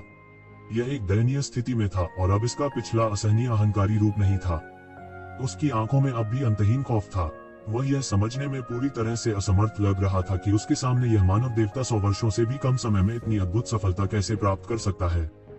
कुछ दशक पहले वह अभी भी उसके द्वारा पूरी दुनिया में पीछा किया गया था और लगभग अपना आधा जीवन खो दिया था, लेकिन अब उसके पास उससे मुकाबला करने के लिए वास्तव में पर्याप्त ताकत थी। नहीं, उससे भी अधिक अत्याचारी शक्ति। येज़िवेन मुस्कुराए और लायन टाइगर बीस्ट को देखा। उसने उपहास किया, यदि यह खेती की बनियान के प्रतिबंध के लिए नहीं होता तो इस लायन टाइगर बीस्ट से निपटना मुश्किल नहीं होता। हालांकि यह लायन टाइगर बीस्ट वास्तव में अत्याचारी था। बाहरी दुनिया में मध्य चरण के मरे हुए दायरे की तुलना में यह 10 गुना अधिक अत्याचारी था। यह अतीत में लगभग येज़िवेन के बराबर था। कोई नहीं जानता था कि यह इतना अत्याचारी कैसे पैदा हुआ। अन्यथा भले ही उसकी गति और शक्ति को साधना बनियान द्वारा प्रतिबंधित किया गया हो, उसके भौतिक शरीर की ताकत के साथ वह वापस लड़ने की ताकत के बिना नहीं पीटा जाता। लेकिन अब सब कुछ अलग था। सैकड़ों वर्षों के तड़के के बाद वह मध्य चरण मरे हुए दायरे में लौट आया था। यह उसके दायरे से मेल खाता था और उससे भी अधिक शक्तिशाली था। वह महसूस कर सकता था कि वह सीमा को तोड़ रहा है और एक और भी आश्चर्यजनक क्षेत्र में पहुंच रहा है। उसने कभी नहीं सोचा था कि वास्तव में उसके पास इतनी बड़ी क्षमता थी जिसे उत्तेजित नहीं किया गया था। कोई आश्चर्य नहीं कि साधना बाइबल ने कहा कि मानव शरीर एक छोटी सी दुनिया थी, अंतहीन और सर्वोच्च। लायन टाइगर बीस्ट जोर से हाँफने लगा। वह महसूस कर सकता था कि उसके सामने का आदमी एक तरह के निर्वाण का अनुभव कर रहा था। उनके पास एक आश्चर्यजनक आभा थी। हालांकि बिना लड़ाई लड़े उसके लिए आत्मसमर्पण करना असंभव था। वह दहाड़ा और उसके पूरे शरीर की आध्यात्मिक शक्ति जल रही थी। शक्तिशाली भयंकर जानवर उसके शरीर पर संघनित हो गए। उनकी आंखें बेजान थीं, लेकिन उनकी दुश्मनी आसमान तक पहुंच गई। ये उन शक्तिशाली रक्त पशुओं के बचे हुए विचार थे जिन्हें उसने मारा था। उसने उन्हें अपने चारों ओर बंद कर लिया था।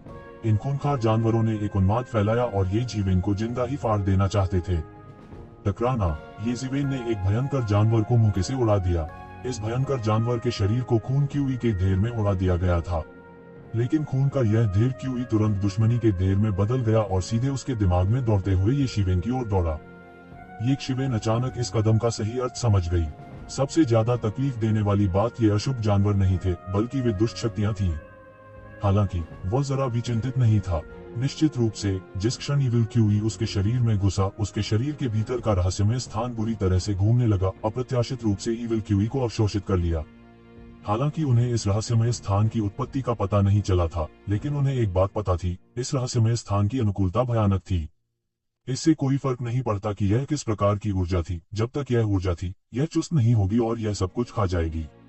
दुष्ट क्यूई भी एक प्रकार की आध्यात्मिक ऊर्जा थी। जब तक यह ऊर्जा थी, यह रहस्यमय अंतरिक्ष के भक्षण से बच नहीं सकती थी। यद्यपि उनके पास अपने मन को स्थिर करने के लिए प्रबुद्ध मन प्राचीन वृक्ष नहीं था ताकि वे प्रभावित न हो, लेकिन उन्होंने वर्षों में बहुत कुछ अनुभव किया था। उसकी इच्छा पहले से ही अतुलनीय रूप से दृढ़ थी। उसकी इविल क्यूई पर भरोसा करके उसे बेवकूफ बनाना बहुत आसान होगा। टकराना, टकराना, टकराना। उसके द्वारा एक के बाद एक इन अशुभ जानवरों को नष्ट कर दिया गया। अंतहीन इविल क्यूई उसके दिमाग में घुस गया, जिससे उसकी आंखें थोड़ी खून लाल होने लगी। उसके शरीर में स्टार बीस्ट रक्त रेखा भी हलचल करने लगी। हा, धिक्कार है मानव भगवान, अब आखिरकार तुम्हारे मरने का समय आ गया है। द लाइगर बीस्ट ने आखिरकार पुष्टि की कि येज़िवेन प्रभावित हो गया था। यह बेतहाशा हंसा और अशुभ जानवरों के ज्वार के साथ साथ दौड़ा। उसने अपना खूनी मुंह खोला और येज़िवेन की ओर काट लिया। उस महत्वपूर्ण क्षण में येज़िवेन, जो पागल होने जैसा लग रहा था, अचानक अपनी शांति वापस पा ली और स्टार बीस्ट के रक्तपात द्वारा लाई गई उग्रता को दबा दिया। वह पलटा और एक मुक्का मारा।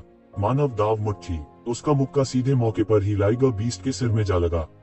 भयावह मानव दावफिस्ट की कलात्मक अवधारणा इसमें विकसित होती रही, एक ऐसी दुनिया में बदल गई जो लगातार लाइगर बीस्ट के शरीर में विस्फोट करती रही। बूम! विस्फोटों की एक श्रृंखला में लाइगर बीस्ट का शरीर मौके पर ही फट गया और पूरे आसमान में खून में बदल गया।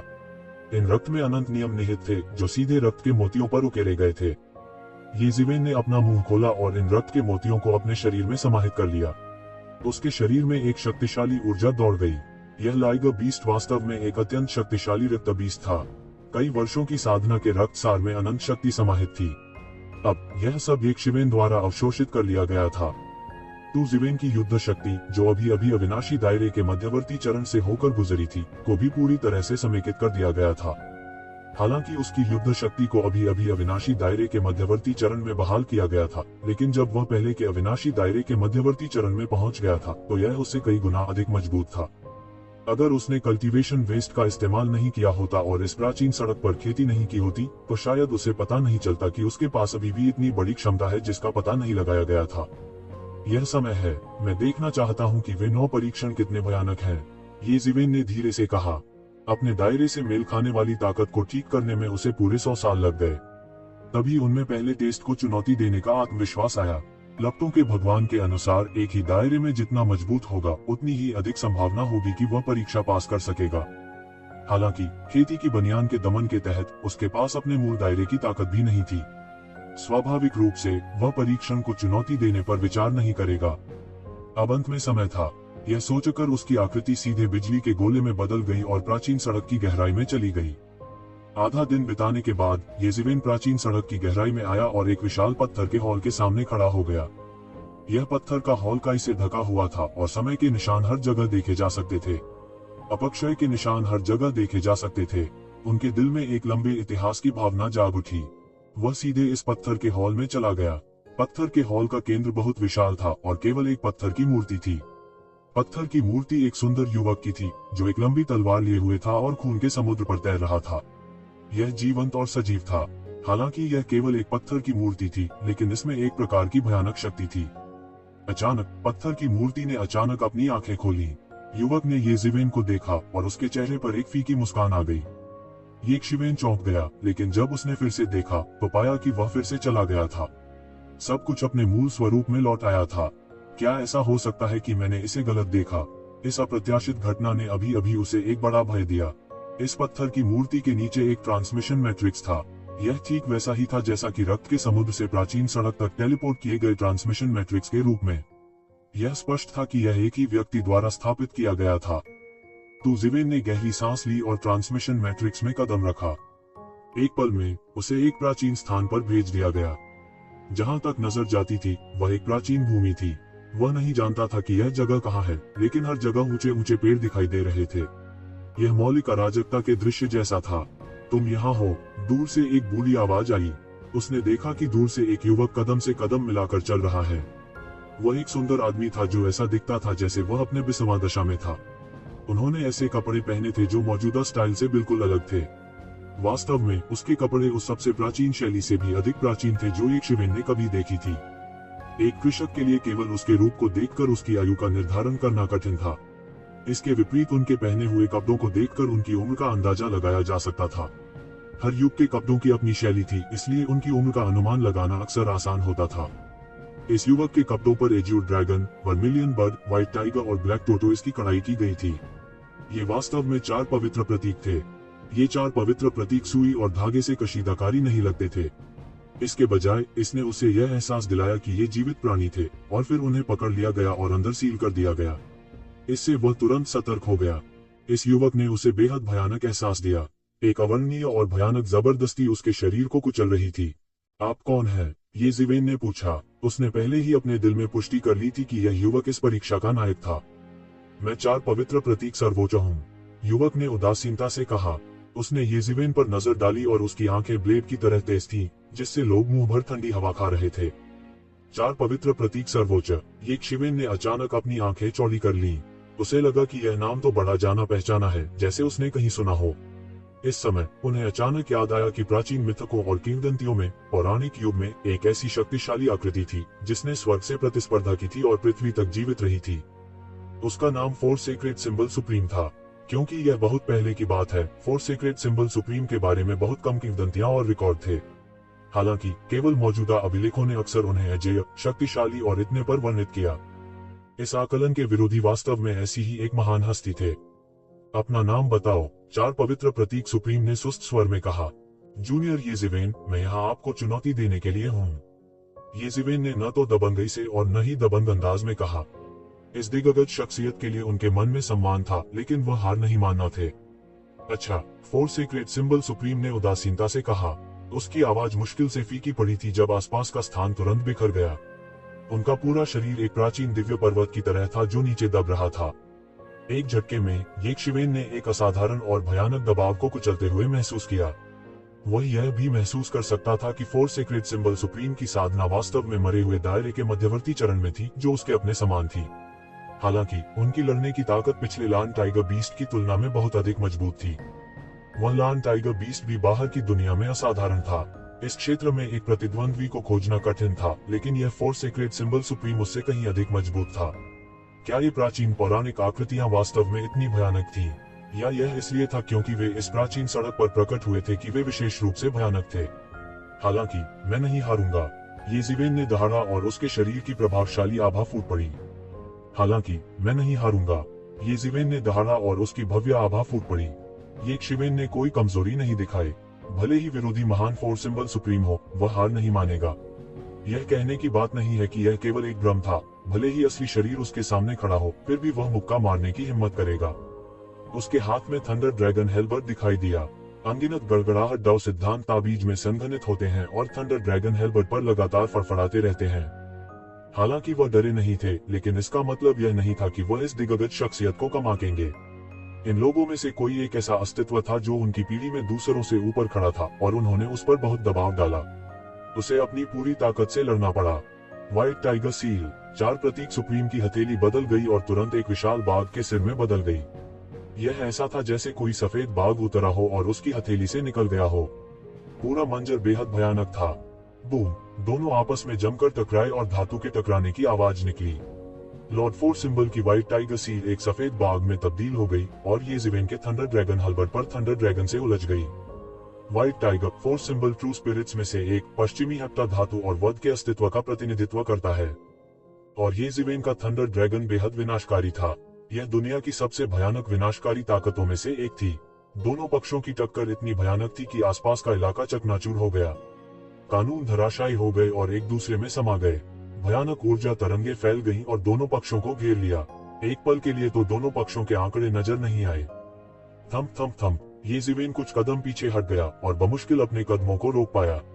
विपरीत फोर सिंबल सुप्रीम भी कुछ कदम पीछे हट गया और उसकी रक्षा के लिए संघनित जादुई शक्ति के नियंत्रण में रुक गया। इस मारपीट में दोनों पक्ष बराबरी पर रहे। यह कहा जाना चाहिए कि येशिवेन थोड़ा नुकसान में थी। येशिवेन लगातार हौंफ रही थी। उसके सामने 4 सिंबल सुप्रीम वास्तव में भयानक थे। वह बहुत स्पष्ट था कि उस समय की तुलना में जब वह अनंत क्षेत्र में प्रवेश कर चुका था, वह नहीं जानता था कि वह अब कितना अत्याचारी है। अब वह बिना किसी कठिनाई के आसानी से अपने अतीत को हरा सकता था। हालांकि फोर सिंबल सुप्रीम के सामने वह पूरी तरह से नुकसान में था। उनकी निगाहें फोर सिंबल सुप्रीम पर मजबूती से टिकी थीं। उनके शरीर के अंदर का रहस्यमय स्थान पागलपन से काम कर रहा था। फोर सिंबल सुप्रीम के बारे में सब कुछ का विश्लेषण करने की कोशिश कर रहा था। अभी संक्षिप्त बातचीत में उन्हें लग रहा था कि उनके बचाव में कोई दोष नहीं है। 4 प्रतीक सर्वोच्च सम्राट के भौतिक शरीर और दिव्य क्षमता को निर्दोष कहा जा सकता है। विशेष रूप से येशिवेन के मन में अपनी भौतिक साधना के लिए एक नए स्तर का सम्मान था। अभी अभी हुई टक्कर ने वास्तव में उसके हाथ थोड़े सुन्न कर दिए थे। एक भ्रम के लिए इतने आश्चर्यजनक स्तर तक पहुंचने में सक्षम होने के लिए उसे एक नई रोशनी में देखने के लिए पर्याप्त था। वह नहीं जानता था कि क्या वास्तविक शरीर इस भ्रम से अधिक भयानक होगा। यह और भयानक होना चाहिए। वह अच्छी तरह जानता था कि वह इतिहास के सबसे आश्चर्यजनक लोगों में से एक के खिलाफ लड़ रहा है। उसे इस परिणाम से संतुष्ट होना चाहिए। हालांकि वह संतुष्ट नहीं था। यहाँ तक अगर एक शाही सम्राट जो अभी तक दाव प्राप्त करने के लिए उसके सामने खड़ा था, तब भी उसके पास एक मुक्का मारने का संकल्प होगा। ऐसा लगता है कि चाल का उपयोग करने का कोई तरीका नहीं है। मैं केवल इसका सामना कर सकता हूँ। चलो अच्छी लड़ाई करें और देखें कि कौन मजबूत है। येशिवेन के होठों पर मुस्कुराहट आ गई और उसने उदासीनता से कहा। उसने अपने साधना भेस को नहीं छोड़ा क्योंकि यह अर्थहीन था। यह 4 तत्व सुप्रीम उसके लिए सिर्फ एक तरह का प्रशिक्षण था। यदि वह अपने साधना भेष को छोड़ देता है तो यह अर्थहीन होगा। उसने जो सीखा था उसे सत्यापित करने के लिए उसे ऐसी शीर्ष लड़ाई की भी आवश्यकता थी।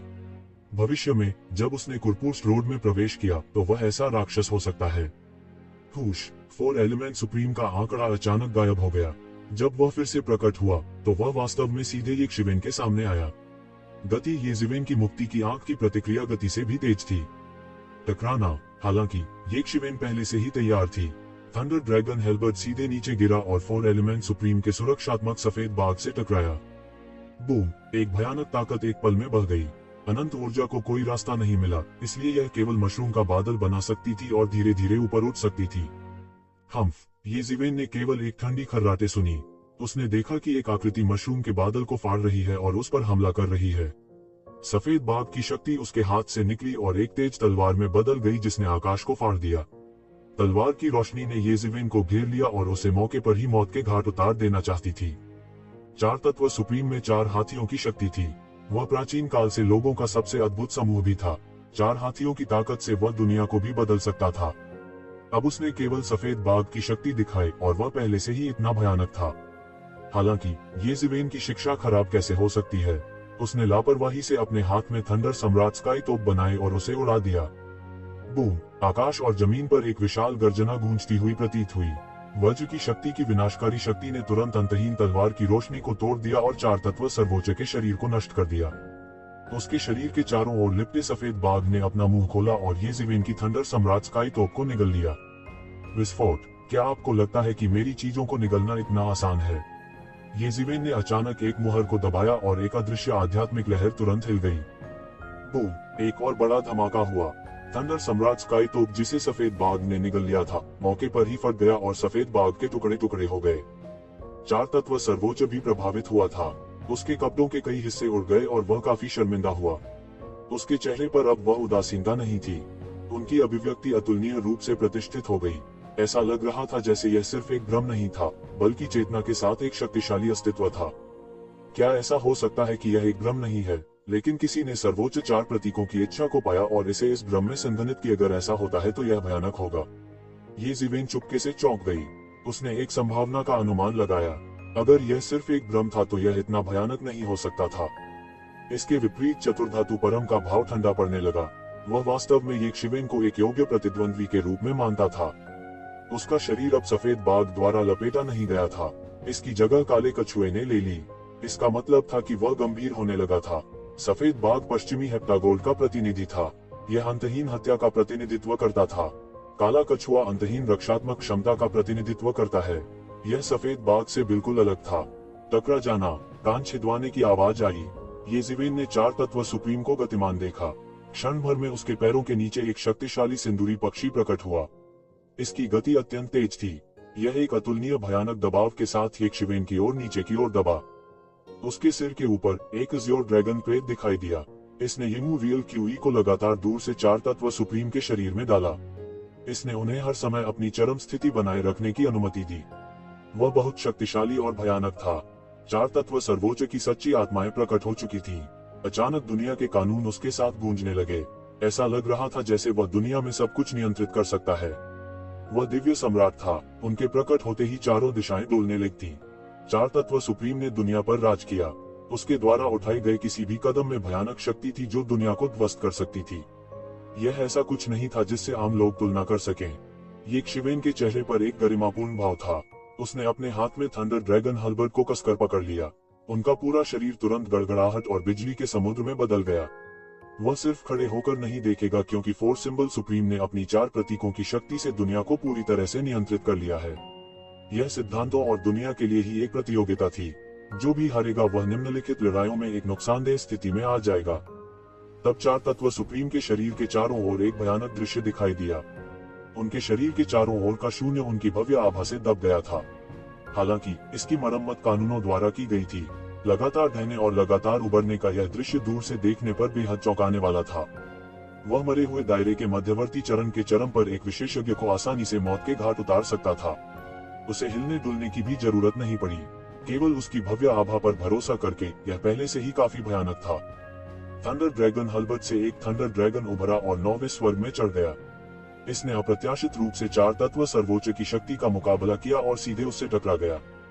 टकराना, पृथ्वी को चकनाचूर कर देने वाली टक्कर की आवाज सुनाई दी। आकाश ढह गया और धरती फट गई, टुकड़ों के टुकड़ों में बदल गई। दोनों के बीच की लड़ाई इस दायरे की ताकत से कहीं अधिक थी। यह देखना बेहद चौंकाने वाला था। 4 तत्व सुप्रीम ज्यादा नहीं बोलते थे, हालांकि उनके शब्द बेहद भयानक थे। टकरा जाना, विशाल आकाश में एक और तीव्र फटने की आवाज थी। 4 तत्व सर्वोच्च की आंखों से प्रकाश की आश्चर्यजनक किरणें फूट पड़ी। उसकी आंखों में 4 अलग अलग पौराणिक जानवरों की छवियां लगातार घूम रही थीं। इस तरह की शक्ति सीधे आकाश के नीले गुंबद को तोड़कर यक्षिवेन की ओर बढ़ी। यह एक अत्यंत भयानक जादुई आंख थी। 4 पौराणिक जानवरों की शक्ति उसकी आंखों में घनीभूत हो गई थी। जब यह फूटा तो इसकी ताकत हैरान कर देने वाली थी। येजिवेन को पराजित नहीं होना था। उसकी आंखों में मुक्ति की शक्ति उभरी। छुटकारे की शक्ति ने उसके सामने छुटकारे का एक क्षेत्र बना दिया। 4 पौराणिक जानवरों की यह अद्भुत शक्ति आकाश से टूट गई। छुटकारे के क्षेत्र में प्रवेश करने के बाद यह समुद्र में प्रवेश करने वाले मिट्टी के बैल की तरह था। यह थोड़ी ही देर में सफाई से घुल गया।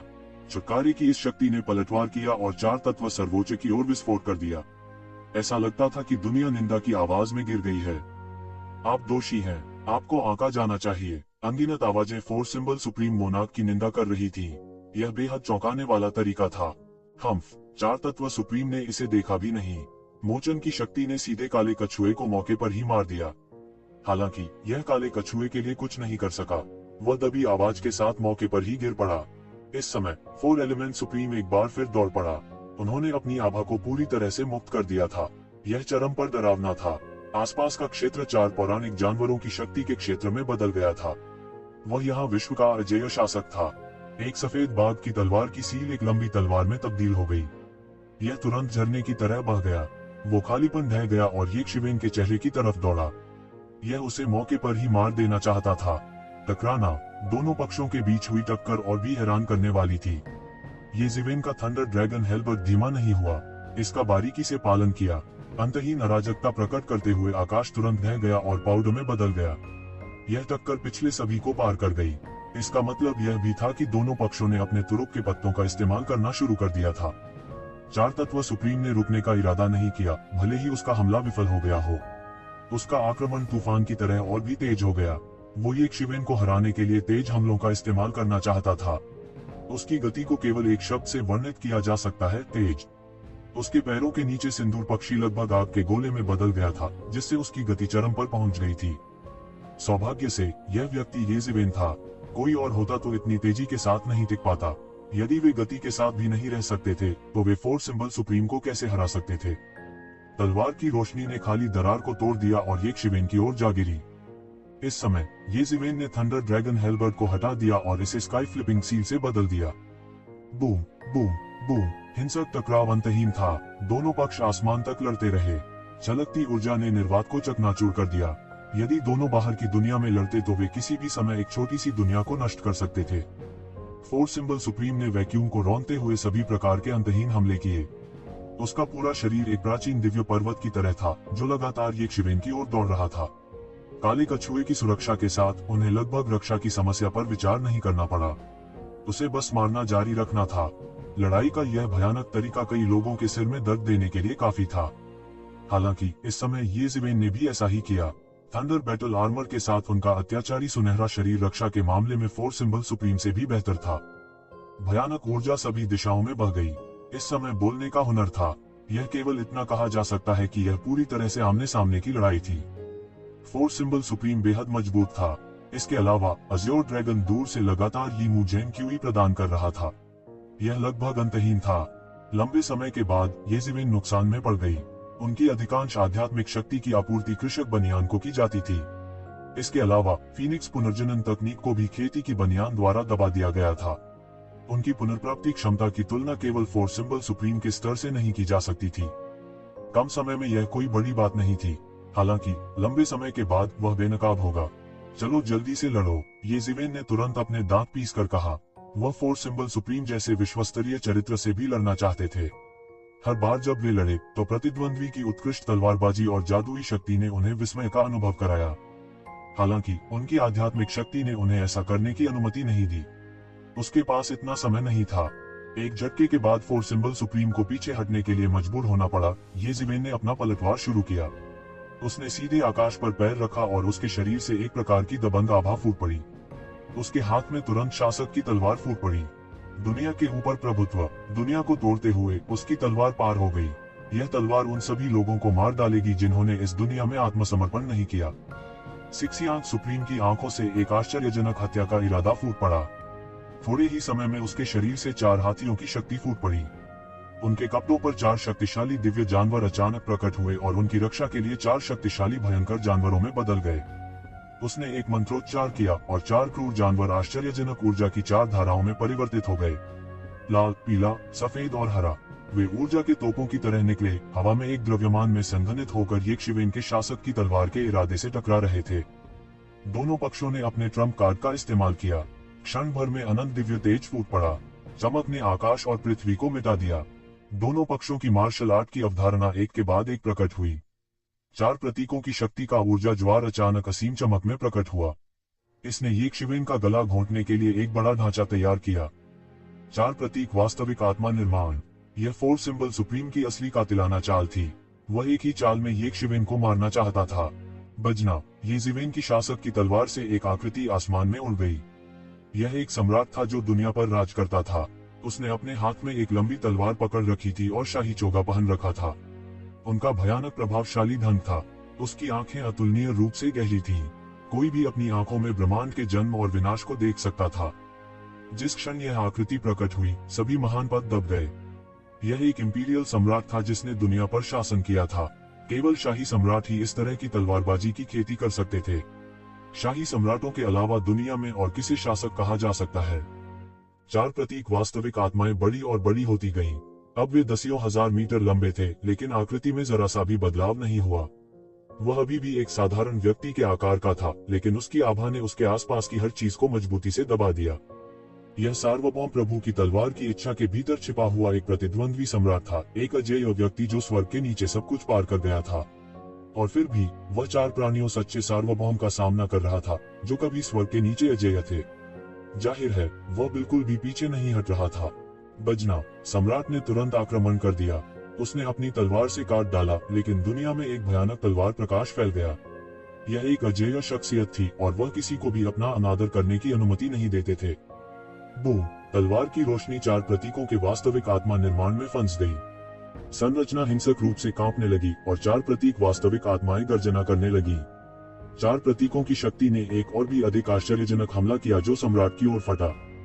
Boom boom boom. उस पल में दोनों ओर से भयानक हमले पूरी तरह से छिटक गए। उनकी दोनों तकनीकें उनके स्तर के व्यक्ति की क्षमता से परे थीं। पलक झपकते ही वे सैकड़ों बार भिड़ गए। टकराना 4 सिंबल रियल स्पिरिट फॉर्मेशन द्वारा सम्राट को तुरंत शून्य में घटा दिया गया था। लेकिन उसी समय 4 प्रतीक वास्तविक आत्माएं चीख उठी और शून्य में भी बदल गईं। ठीक इसी समय 4 सिंबल सुप्रीम का हमला एक झटके में आ गया। तलवार की रोशनी ने यज़िवेन के शरीर पर एक बड़ा घाव काट दिया और खून बह निकला। यज़िवेन के शरीर का आधा हिस्सा 4 सिंबल सुप्रीम द्वारा लगभग टुकड़ों में काट दिया गया था। हालांकि 4 सिंबल सुप्रीम ने एक और हमले का पालन नहीं किया। उसके शरीर में छेद हो गया था और उसमें से खून बह रहा था। तो ज़िवेन के पास उस महत्वपूर्ण क्षण में चकमा देने का समय नहीं था। अपने दांत पीसते हुए उसने चकमा न देने का फैसला किया और इसके बजाय 4 सिंबल सुप्रीम के साथ आमने सामने भिड़ गया। विशेषज्ञों के बीच एक लड़ाई में मामूली अंतर 1000 मील का अंतर था। यहाँ तक एक छोटा सा अंतर भी विजेता का निर्धारण करने के लिए काफी था। बेशक यह भी उनके शरीर की भयानक ताकत के कारण था। कोई और होता तो अब तक मर चुका होता। 4 सिंबल सुप्रीम ने अपने शरीर पर लगे घाव की परवाह नहीं की। एक पल की हिचकिचाहट के बाद उसने यक्षविन पर झपट्टा मारा। उसके हाथ में सफेद बाघ की शक्ति एक लंबी तलवार में बदल गई और यक्षविन की ओर जा गिरी। यज़िवेन ने अपने दांत भींच लिए और दहाड़ा। उनके हाथ में थंडर ड्रैगन हेल्बर्ट तुरंत भड़क गया और अपने प्रतिद्वंद्वी से टकरा गया। टकराना, दोनों पक्षों की भयानक शक्ति टकराए। यज़िवेन का सोने का पानी चढ़ा हुआ अत्याचारी रूप और 4 सिंबल सुप्रीम की 4 सिंबल की शक्ति का एक दूसरे के शरीर पर बहुत बड़ा प्रभाव था। पफ पफ, उनके शरीर से और खून निकल गया। इसी दौरान आपस में टकराकर वे गंभीर रूप से घायल हो गए। उनकी चोटें अभी तक ठीक नहीं हुई थी, लेकिन वे और भी गंभीर हो गए थे। दोनों पक्ष लाइन पर अपनी अपनी जान जोखिम में डाल रहे थे। 4 सिंबल सुप्रीम उसका वास्तविक शरीर नहीं था, बल्कि मार्शल इच्छाशक्ति का एक संक्षिप्त रूप था। इस तरह की लड़ाई ने उन्हें जरा भी प्रभावित नहीं किया। लेकिन यज़िवेन अलग थी। वह उसका असली शरीर था, लेकिन 4 सिंबल सुप्रीम के हमले अंतहीन थे। वह चाहते हुए भी रुकना उनके लिए संभव नहीं था। मैं हार मानने को तैयार नहीं हूँ। तो क्या हुआ अगर मैं एक प्राचीन पौराणिक शख्सियत हूँ? मुझे आप सभी से आगे निकलना है। यक्षविन की आंखों में अद्भुत रोशनी थी। वह आखिरकार समझ गया कि ज्वाला भगवान ने क्यों कहा कि यह एक परीक्षा थी। उसी स्तर के अंतर्गत कितने लोगों ने यह कहने का साहस किया कि वे इन लोगों का मुकाबला कर सकते हैं। बस उसके सामने इस 4 सिंबल सुप्रीम ने उसे एक मृत अंत में मजबूर कर दिया था। अन्य इससे भी अधिक भयानक थे। वे हर बार अधिक से अधिक भयानक होते जा रहे थे। वह सोच भी नहीं सकता था कि आखिर में लोग कितने मजबूत होंगे। इसमें कोई आश्चर्य की बात नहीं थी कि प्राचीन काल से कोई भी उन सभी 9 को पराजित नहीं कर पाया था। यह केवल एक अकल्पनीय किंवदंती थी, जब तक कि वह पहले से ही एक अभूतपूर्व क्षेत्र तक साधना न कर चुका हो। अगर ऐसा होता तो यह अकल्पनीय होगा कि उसकी ताकत किस हद तक बढ़ जाएगी। उसका विरोधी उसका वास्तविक शरीर नहीं था। उनकी कई चालें अधिक बेईमान थीं। ये एक ऐसा फायदा था जिसका एक शिवेन मुकाबला नहीं कर सकती थी। 4 एलिमेंट सुप्रीम ने येजिवेन को ठंडेपन से देखा और लगातार मुहरों को चिकोटी काटता रहा। उसके शरीर में एक पायदान की वृद्धि हुई थी और उसकी भव्य आभा भी पागलपन से बढ़ रही थी। उसका खून और क्यूई जल रहे थे। वह अपने पूरे शरीर का रक्त और ची जला रहा था। वह एक शिवेन को एक झटके में मारना चाहता था। उसके शरीर के गिरने से भी कोई फर्क नहीं पड़ता था। मारना। 4 सिंबल सुप्रीम ने आखिरकार अपना मुंह खोल दिया। वह चिल्लाया और दुनिया में सभी जानलेवा आभा की निंदा की। तलवार की रोशनी निकल गई। ऐसा लग रहा था जैसे इस तलवार ने चकमा देने के लिए सारी जगह बंद कर दी हो। कोई चाहे जहां भागे, इस हमले से नहीं बच सका। येजिवेन ने देखा कि वह चकमा नहीं दे सकता था, इसलिए वह केवल अपने दांतों को भींच सकता था और अपने प्रतिद्वंद्वी से लड़ सकता था। टकराना। थंडर ड्रैगन हेल्बर्ड और लंबी तलवार में जमकर टक्कर हुई।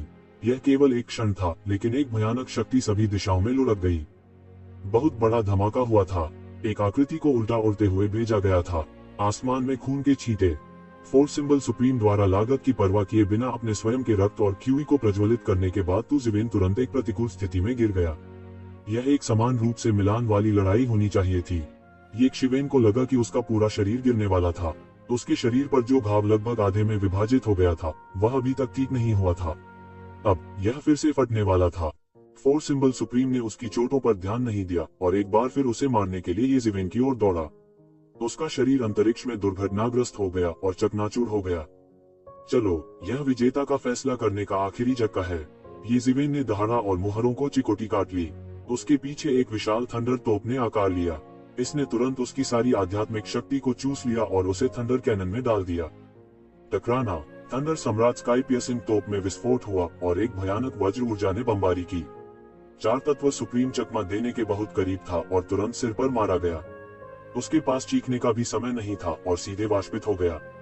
हु येजिवेन आधा घुटना टेक कर बैठ गई। वह सांस के लिए हौंफ रहा था। खून टपक कर जमीन में गिर गया। अगर वह आधे सेकंड के लिए भी झिझकता तो उसे 4 सिंबल सुप्रीम द्वारा मार दिया जाता। स्थिति को अत्यंत रोमांचक कहा जा सकता है।